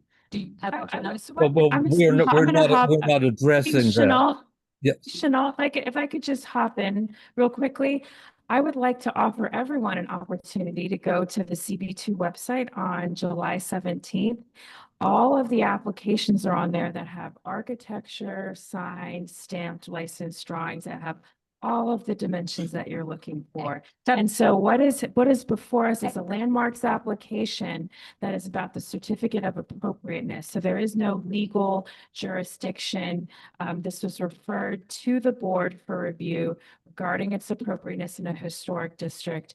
And it's, we make no do not make an assessment on the legality of it. The Landmarks Preservation Commission staff has said this needs to be reviewed by the community board, and the legality of what's available is not what's before us today. I understand. Point of information. It's moot. As a matter of fact, excuse it's moot me? because we're denying. If she's gonna finish, wherever it is, we can move May I on. finish? We're denying the demolition. Okay. So that's it. Thank you. That's But our. I do that's have two comments. I did check the website and I did not find how many feet. That's why I'm asking the question, because the plans did not show that. That's number one. Number two, can you tell me, this is a tenement building, and what is the historical architecture you aim to protect in this particular building? I'm not going to say the name because I don't know of the actual name of the style. It is an original building from the last century, from 2 centuries ago. Sorry, we're in 21. We ready to move on? It's very typical to that block. I have another question regarding number 7, 155 Bleecker Street. The floral arrangements that you referred to in your resolution. I have a question. Can they just apply the floral arrangements to the outside of the frontage without those planters that they want to put there? And then in your resolution, you state that there's that they cannot be there for more than 1 month. And my question is, who gets to decide, who sets these guidelines? Is it LPC or CB2? And then you also refer to the durability of the materials and fireproofing. Can you speak to that, please? The idea of the flowers and the general style of decoration began, I believe, with the opening of a building or the some special event to be highlighted. And the commission have issued temporary permits that permitted this. And a temporary permit is not something that we review. It's when they've come now, this is the second one we've had, for them to be permanent for the duration of the lease, we recommend denial categorically.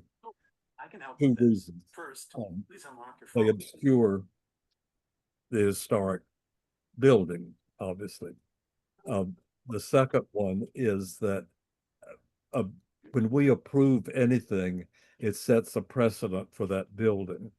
And in principle, forever, people could come and request to have flowers on the building. But at temporary, it's anything we don't, or reversible is not. I think we've got the question answered. Thank you. Does any, so we have 8 items for landmarks. Is there any unwillingness to vote on landmarks, items 1 through 8? You have an unwillingness to vote? We need a microphone, please. Thank you. We can't hear you, and people on Zoom will ask to repeat. Am I there? Am I there? I just want to call out number 6 also. because there are lots of little storefronts on West 10th Street. The existing storefront is just, as Rosea pointed out, just a very And so are you saying that you want to call it out in terms of voting, or you want to just call it out like you want to flag it for? I want to flag it and that I object to it. Okay, but you don't want to call it out as in a Yes. procedure? Okay, thank you. So again, I'll ask can't one more hear the time. person I'm speaking. sorry. She was just, Janet Liff, and the board member was saying that she objected to the board's, to the committee's position on agenda item 6 regarding storefronts. And if I Okay, may. so there's no need to respond to it. She's just stating something I think we should move on. Okay, can I? Is there any unwillingness to vote? Is there any unwillingness to vote on landmarks items 1 through 8? Okay, all those in favor? Aye, opposed? Okay, so we could get those, we could call out as you see them and see, Brian, if you could state the name, and if you have your hand raised, we don't know if you're opposing everything or part. So if you could get a microphone, if your hand's raised, get a microphone, and then we'll be able to capture your vote. Brian will repeat the vote back after it's heard. So Brian, you'll want to call on whose hands are up. Matthew Pereira, no on 6. Matthew, go ahead. Calling out number 6, you're. Nay. Okay. I am also nay on number 6. Janet, Could you repeat that, Right, Brian? Yes, I know. On 6. And proceed. Yes, no on number 6 and no on number 7, please. Okay, I Are there got any- those two. Okay, we got everyone. We got everyone opposed. No one opposed online. Any abstentions? Are there any abstentions? Not seeing any. If someone could alert me online, because I can't see, there's not a screen down. Okay, so then recusals. Any recusals for landmarks items 1 through 8? Wonderful, thank you. Chenault, let's continue with the landmarks 2 report. 497 Hudson Street to construct a new one-story building on the property of the Church of St. Luke in the Fields. With respect to the numerous whereases, I need to correct one thing that was said in the public session by the architect. It's a question of the wall. The wall is not being retained. The wall is being taken down. As far as possible, the brick is to be reused in building a new wall that does not follow the design of the existing wall. And we'll see that we very much objected to the design of the new wall, as well as it's being misused as a base for windows above rather than retaining its character as a wall. I'll read the entire thing. Denial of the application as a building that is coldly We're just doing the foreboding. Chenault, we're Yes, just doing the therefore be it resolves, please. that's what I'm reading. Okay, great. Denial of the application as a building that is coldly foreboding on the east and presents a backdoor design to an important thoroughfare on the north. The applicant recommended that. The applicant returns for a CB2 public hearing before the Landmarks Committee with a revised design that, taking into account the suggestions above, is harmonious with the campus and the neighborhood and achieves some measure of conversation with the street. That's the resolution. Thank you. Does anybody have any, so one item for landmarks 2, are there any clarification questions? Is there any unwillingness to vote on landmarks item 1? This being this item 1 here. I'm not seeing any unwillingness to vote. All those in favor? Aye. Opposed? Okay, so we have some opposition. So if you have your hand raised, please get yourself to a microphone. Now, Get you may multiple need to repeat microphones. some of the things that are said. Excuse me? You may need to repeat some of the things that are said. Yeah, Brian will repeat the name of the board member and their votes Okay. once he calls on them. Well, you'll have to pardon me because I may not. Yeah, well, let's say we will say our your names. But we'll go around the room and you can call out your name and Yes. Say no. so. Who's starting? I can start. I have a microphone. Okay, so Julie, let's start with Juliet and we'll go. I'll pass. Yes, Valerie, do we have no opportunity to comment? So I asked that before. I said, does anyone have any clarification questions? So we're just taking the vote, right? That wasn't. So that was the debate was from before. So we're taking the vote. So Should I start? yeah, Juliet K, no. So because that's right under her. Also, no.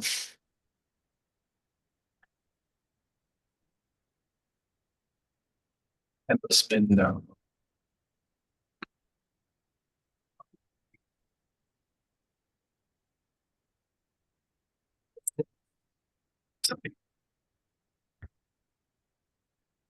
Siegel, no. Finish, no. Kessler, no. Okay, slow up. This side. Okay, next. Anybody, you all done over there? Janet Liff, no. You vanished. Where have you been? Matthew Ferrero, no. I'm sorry, what? Matthew Ferrer is right here. Yes, sorry. Hey, you vanished. Where have you been? We're over here. Need to, Sure, that's what I do miss you. I've been Can we pining for you. mute David Gruber? Oh wait, I'm back tomorrow, and then I'm going to Italy. How do you like that?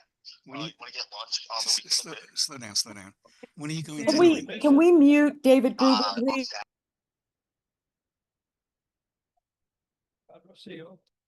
Rocio, no.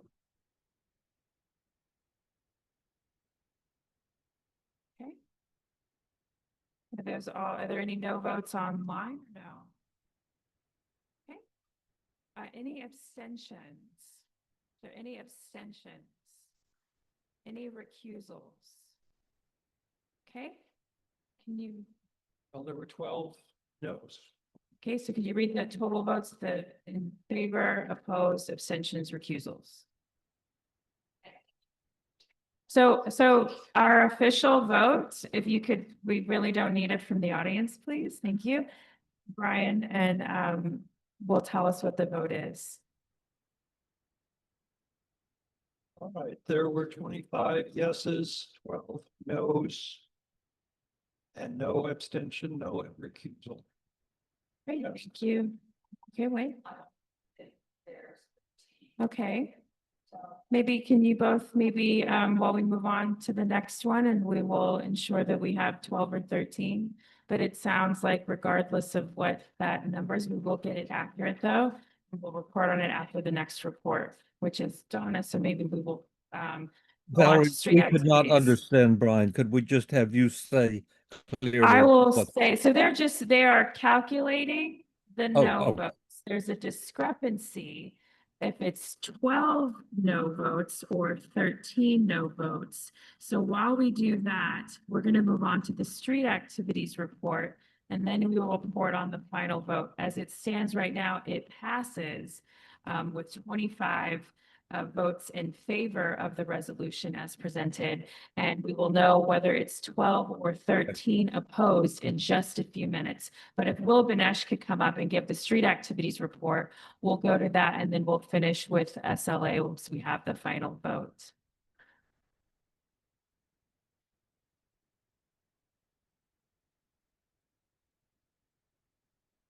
Get that in there.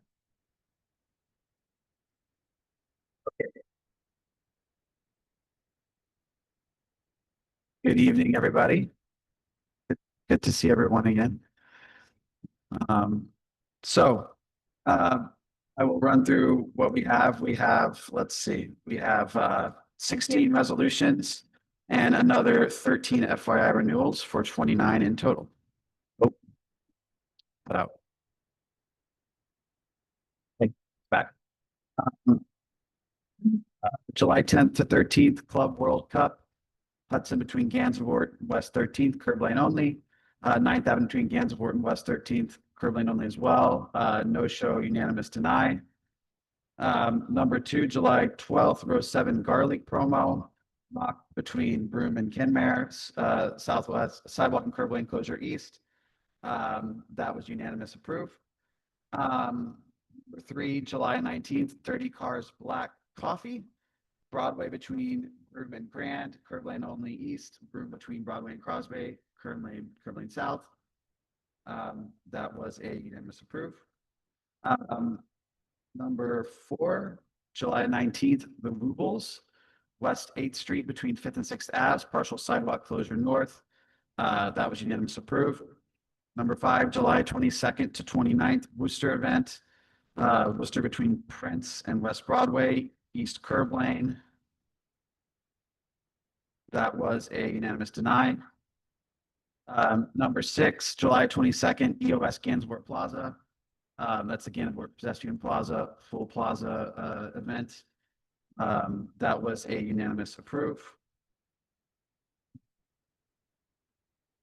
Number 7, July 24th, Reset Capsule, Astor Place Plaza. That was a no-show, unanimous deny. Number 8, July 26th, Venom Tears, Hot 97 Block Party, Spring between Thompson and West Broadway, full street closure. That was unanimous deny. Just 2 seconds of context on that one. So this, we only saw one application, but there was actually a second one proposed, which was a single block festival for the adjacent block. This allowed for essentially a 2-block festival and sort of a workaround of SAPO's embargo on multi-block festivals that they've had for many years. So this one we found especially problematic because we think it sets a pretty bad precedent for allowing multi-block events when they're trying specifically not to allow any more new ones, not to mention the other issues we highlighted in the reso, so I'll let you read through that. Number 9, July 26th, Youth to the People, Camp on the Block, Gansevoort Plaza, West 12th and West 13th, Gansevoort Plaza, and Grand Street Gansevoort and Horatio. Curb lane, that was a unanimous approve. Number 10, July 27th, Hourglass Cosmetics, 14 Prince Street, Prince between Elizabeth and Bowery, curb lane south. That was a unanimous approve. We also resolved that would suggest the applicant consider essentially combining 2 parts of the application to allow for a single queue. So that was unanimous. Number 11, August 3rd, Cornelia Street Block Party, Cornelia between Bleecker and West 4th, full street, unanimous approve. Number 12, August 9th, Carmine Street Cookout, Carmine between Bedford and Bleecker Street, sidewalk curb lane. That was a no-show deny, unanimous. Number 13, cosmetic pop-up promotion, August 14th to 15th, Astor Place Plaza. That was a no-show deny, unanimous. Number 14, August 15th to 17th, Dairy Boy event, 131 Green, Green between Prince and West Houston. Sidewalk and curb lane, that was a unanimous approve. Number 15, September 21st, NYC Century, 10th between Gansevoort and Little West 12th, full street. That was unanimous approve. And 16, September 27th, Central Village Block Association Block Party, Cornelia between Bleecker and West 4th, full street. That was unanimous approve. And the FYI renewals, 17 to 29, were unanimous approve. Great, thank you. Do we have any questions? Any clarification questions? So we have 16. Sorry, Valerie, I have a question. Okay, I will call just one second, please. Yep. So we have 16 applications to vote on, and then we have 13 FYI renewals. Are there any clarification questions in the room? Yes. I do see that, but I saw Rich had Just curious, did the World Cup event take place? Do you? I do not know. I think it probably did. That was tied to the hotel. Yeah, it was mostly happening inside. We just asked, typically when stuff's happening inside, that seems like it's going to be a big event. This was really just for a production parking permit, but we like to have people come so we can hear what's going on, because we've had plenty of events in the past where they said everything's happening inside and then it spilled out into the street and sidewalk. So I think it did because it was inside, but we still issued our standard deny. Yeah. Great. And we have Susanna on Zoom. Susanna, do you have Yeah, a question? hi. I just had a question about 7 and whether 7 happened, the reset capsule, which was supposed to happen today, but they didn't appear, and whether that took place, and also whether the item number 8, 726 denim tears and Hot 97, whether that's expected to happen or not. I'm sorry, I can't hear you. Repeat your question, it cut out. Yeah, I'm sorry. I'm just curious about items number 7 and 8. Number 7 was supposed to have happened today, and number 8 is supposed to happen in 2 days. I just wonder if we know anything about whether those have happened or are happening. Because Sure. we have denied both of those. I just want to know, the So, consequences. came straight here from Midtown, so unfortunately I did not have a chance to swing by Astor Place Plaza, even though it's right by my apartment, so I don't know. Number 8, it definitely does appear to be happening. One thing I would say is this event had an unusual amount of attention from CECM and SAPO, to the extent that CECM's director actually went to the walkthrough, which we've pretty much never seen before. And was basically, they seemed very intent on making the event happen, regardless of what we thought. So you can speculate the reasons behind that, but they seemed very dedicated to making the event happen. So yes, it does seem to be moving forward. Thank you very much. Great. Are there any additional questions? Okay, hi. Katie Bognar has a question. Thanks. So I noticed that sleepy little Cornelia Street, which has been deluged with Taylor Swift fans, has 2 events now, number 11 and number 16, where they're both community events. Is there any opposition or concern about the capacity of the street? I would say in this case, no. Both events, they were supported by the Block Association. Generally, we prefer to see community events that are gatherings for people who live on the block that aren't commercial events. So we generally don't oppose them, especially if there's a Block Association involved. So in this case, no. The first one is just a person who lives on the street who got a ton of signatures from the block in a letter of approval from the Block Association. The second one's being put on by the president of the Block Association and her husband. Great. Okay. Are there any additional clarification questions? Okay. Is there any unwillingness to vote on street activities and resiliency items 1 through 16, and then the renewal 17 through 29? Seeing none, all those in favor? Opposed? Okay, so I haven't called for that yet. Thank you, though. So no other opposed, abstentions, and recusals. Okay, so we have a recusal over here. We have a recusal in the back. I have to recuse on 15 Could you tell us why, please? because I serve on that board. Okay. So Janet, can we repeat that back? 15. So that's Janet Liff recusing herself from agenda item 15. She is on the board of directors for the applicant. And then in the back, Erica. I'm recusing on number 9. Youth to the People is owned by L'Oreal, who's a client of mine. Okay, did you get that, Brian? Okay, so Erica Olson is recusing on number 9 due to a conflict. Yes, and Donna? I'm recusing on 1, 6,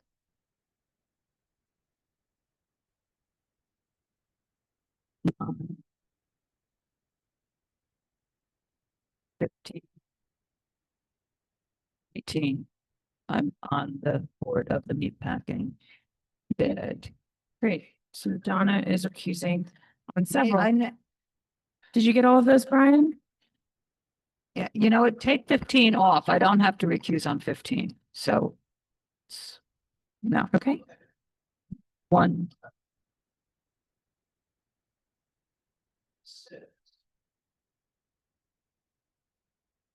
and 19. So I believe all of those.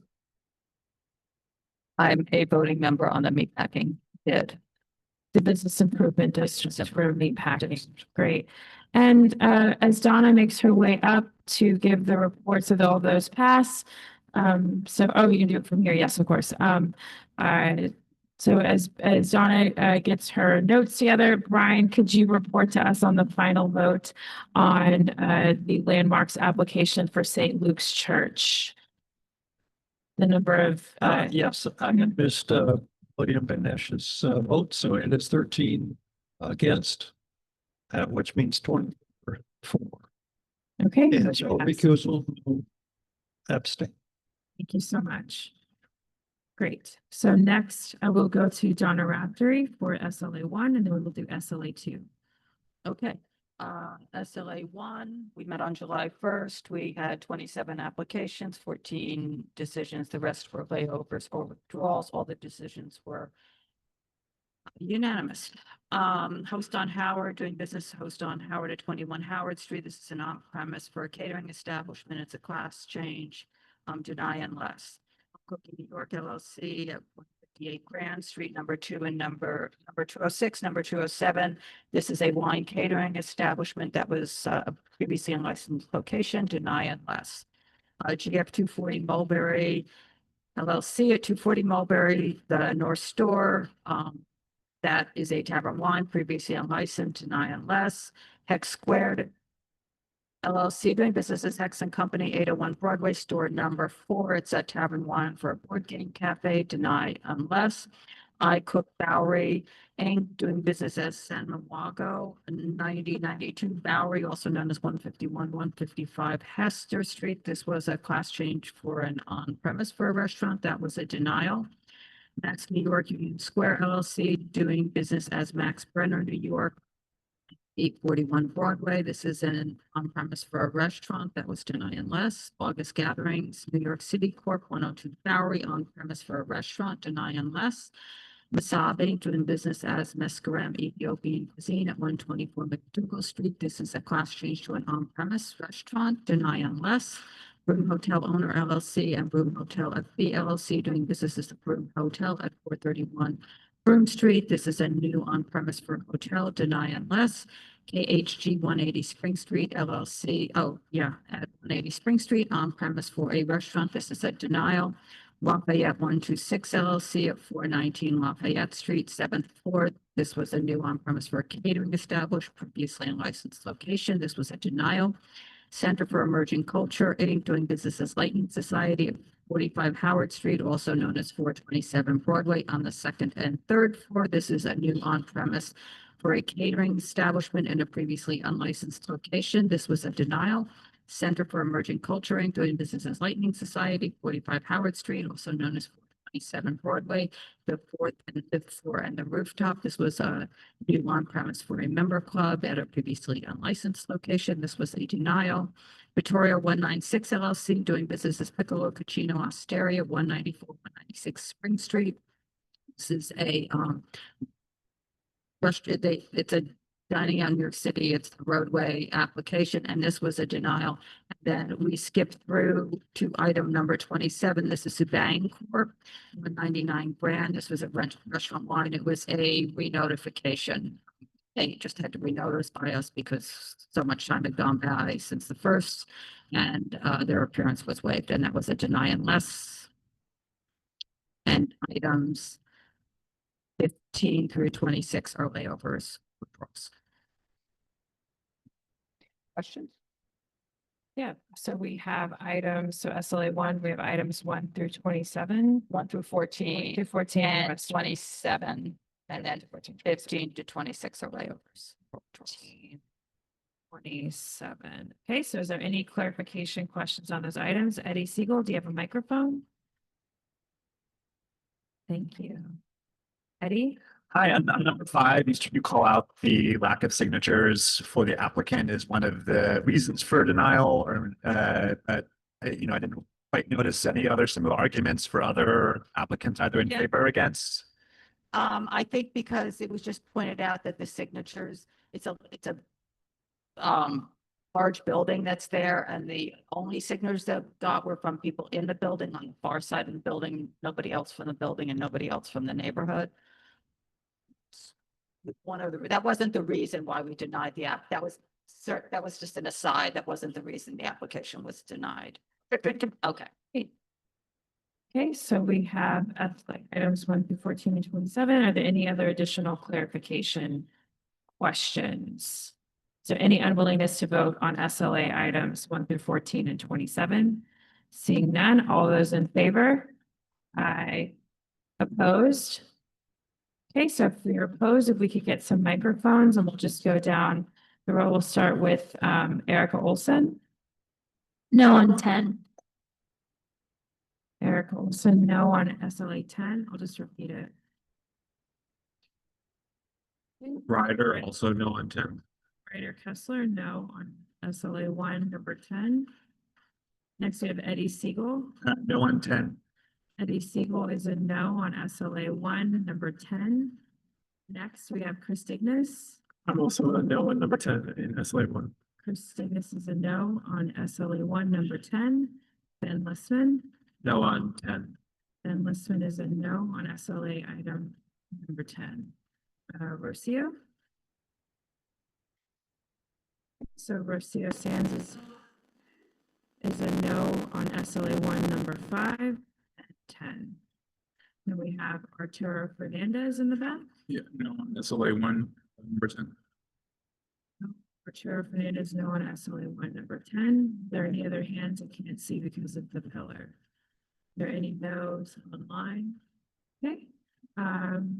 Any abstentions? Any recusals? We have an abstention. Okay, so if we could get a microphone to Janet.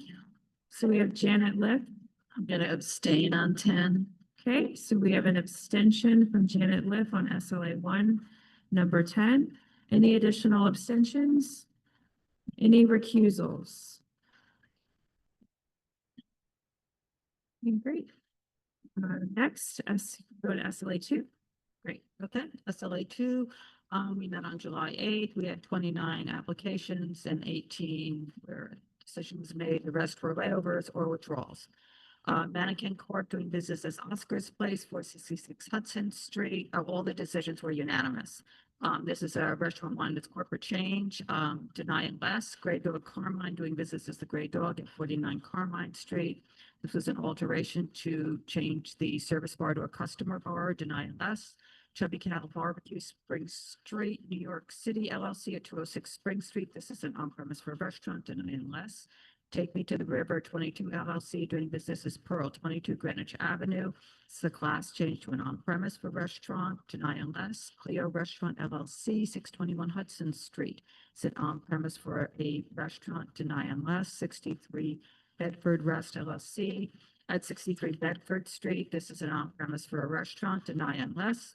142 West 10th LLC at 142 West 10th Street. This is an on-premise for a tavern. If it says restaurant in what you are reading, that is incorrect. It should be tavern. And that was a denial. 16 Bedford Corp doing business as area at 16 Bedford Street. This was an alteration to add roadway seating. Deny. Good Luck Ribbon Corp doing business as Arisi at 14 Bedford Street. This was an alteration to deny. 230 Bleecker Street Corp doing business as Katana, 21 Bedford Street. This was an alteration to add the roadway seating. Deny. Francis Lewis LLC doing business as Anton's at 570 Hudson Street. It's an alteration to add sidewalk. Deny and less. Ubani Bistro Inc. doing business as Ubani Bistro at 259 Bleecker Street. This is a restaurant wine application. Deny.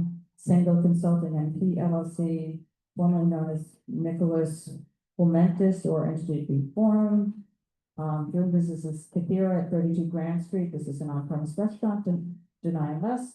We'll move to 117 7th Avenue South.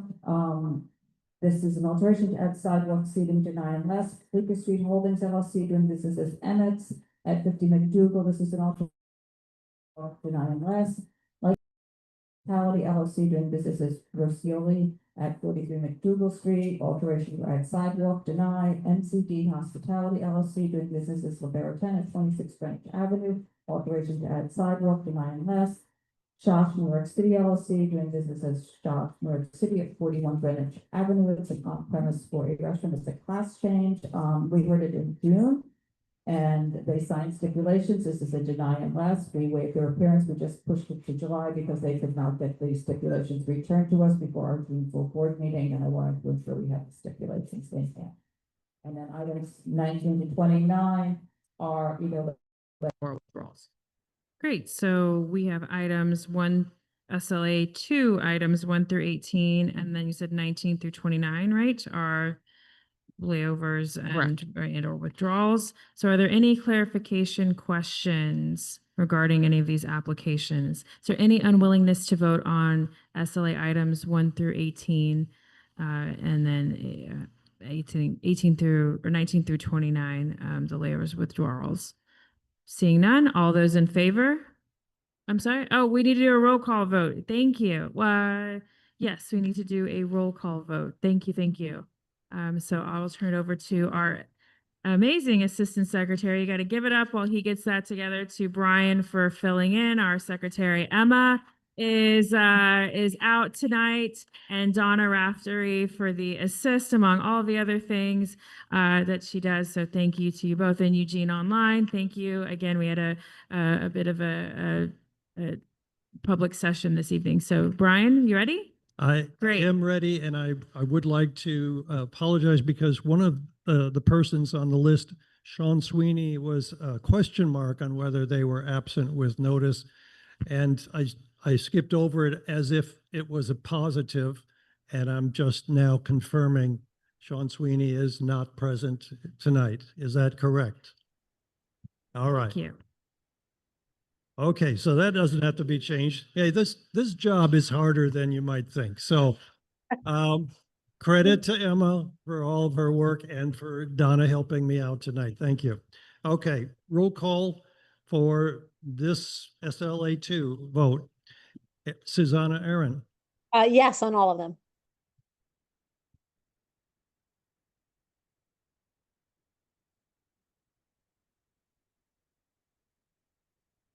Is she there? Can you not hear us? Aaron.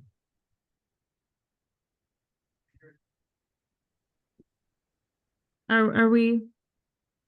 Can you not hear us? I'm not sure what the How do you- waving means. How do you vote Susanna Aaron? What? Thumbs up is a yes on everything? Okay, we can move on. We can move on. All right, moving on to William Benesh. Yes on all except number, Abstaining on number 7 abstain number 7. on SLA 2. Yes. All right, Keen, Berger. Yes on all. Carter Booth. Yes on all. Katie Budenaro. Yes on all. Anita Brandt. Yes on all. Amy Brenna. Yes on all. Richard Cacapolo. Yes on all. Ritu Chatri. Yes to all. Yes to all. Thank you. Nina Chen. Yes to all. Valerie De La Rosa. Yes to all. Chris Dignas. I'm sorry, I missed that. Could you repeat that with a microphone? A microphone. No on 6, yes on everything else. All right, yes, except 6 is a no. Arturo Fernandez. Yes on all. Mar Fitzgerald's still not here.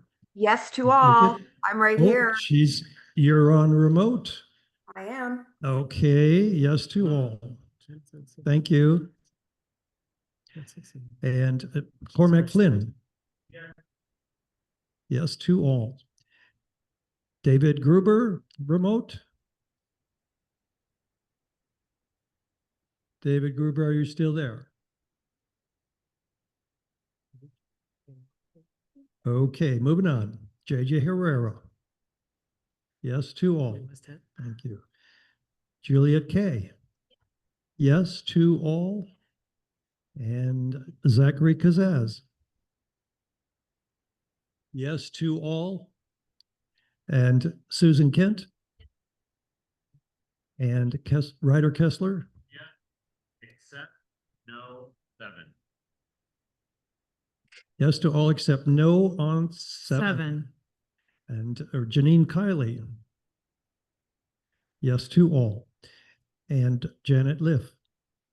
Yes to all. Benjamin Listman. Yes to all. Ed Ma on remote.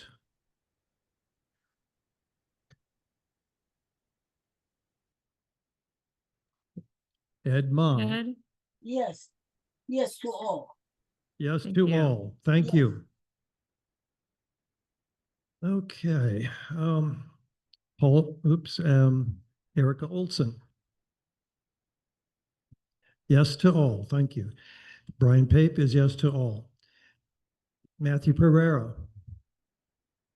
Thank you. Yes to all. Donna Raftery. Yes to all. Lois Rakoff. Yes to all. Sean Ryan. Yes to all. Rocio Sands. Yes to all, no to 7 and 12. Yes to all except 7 and 12 is a no. Shirley Secunda. Yes to all. Edward Siegel. Yes, except for number 7 is a no. Dr. Shirley Smith. Yes to all. Chanel Spence. Yes. Yes to all. Monica Weiss. Yes to all. And Eugene Yu. Yes to all. Yes to all.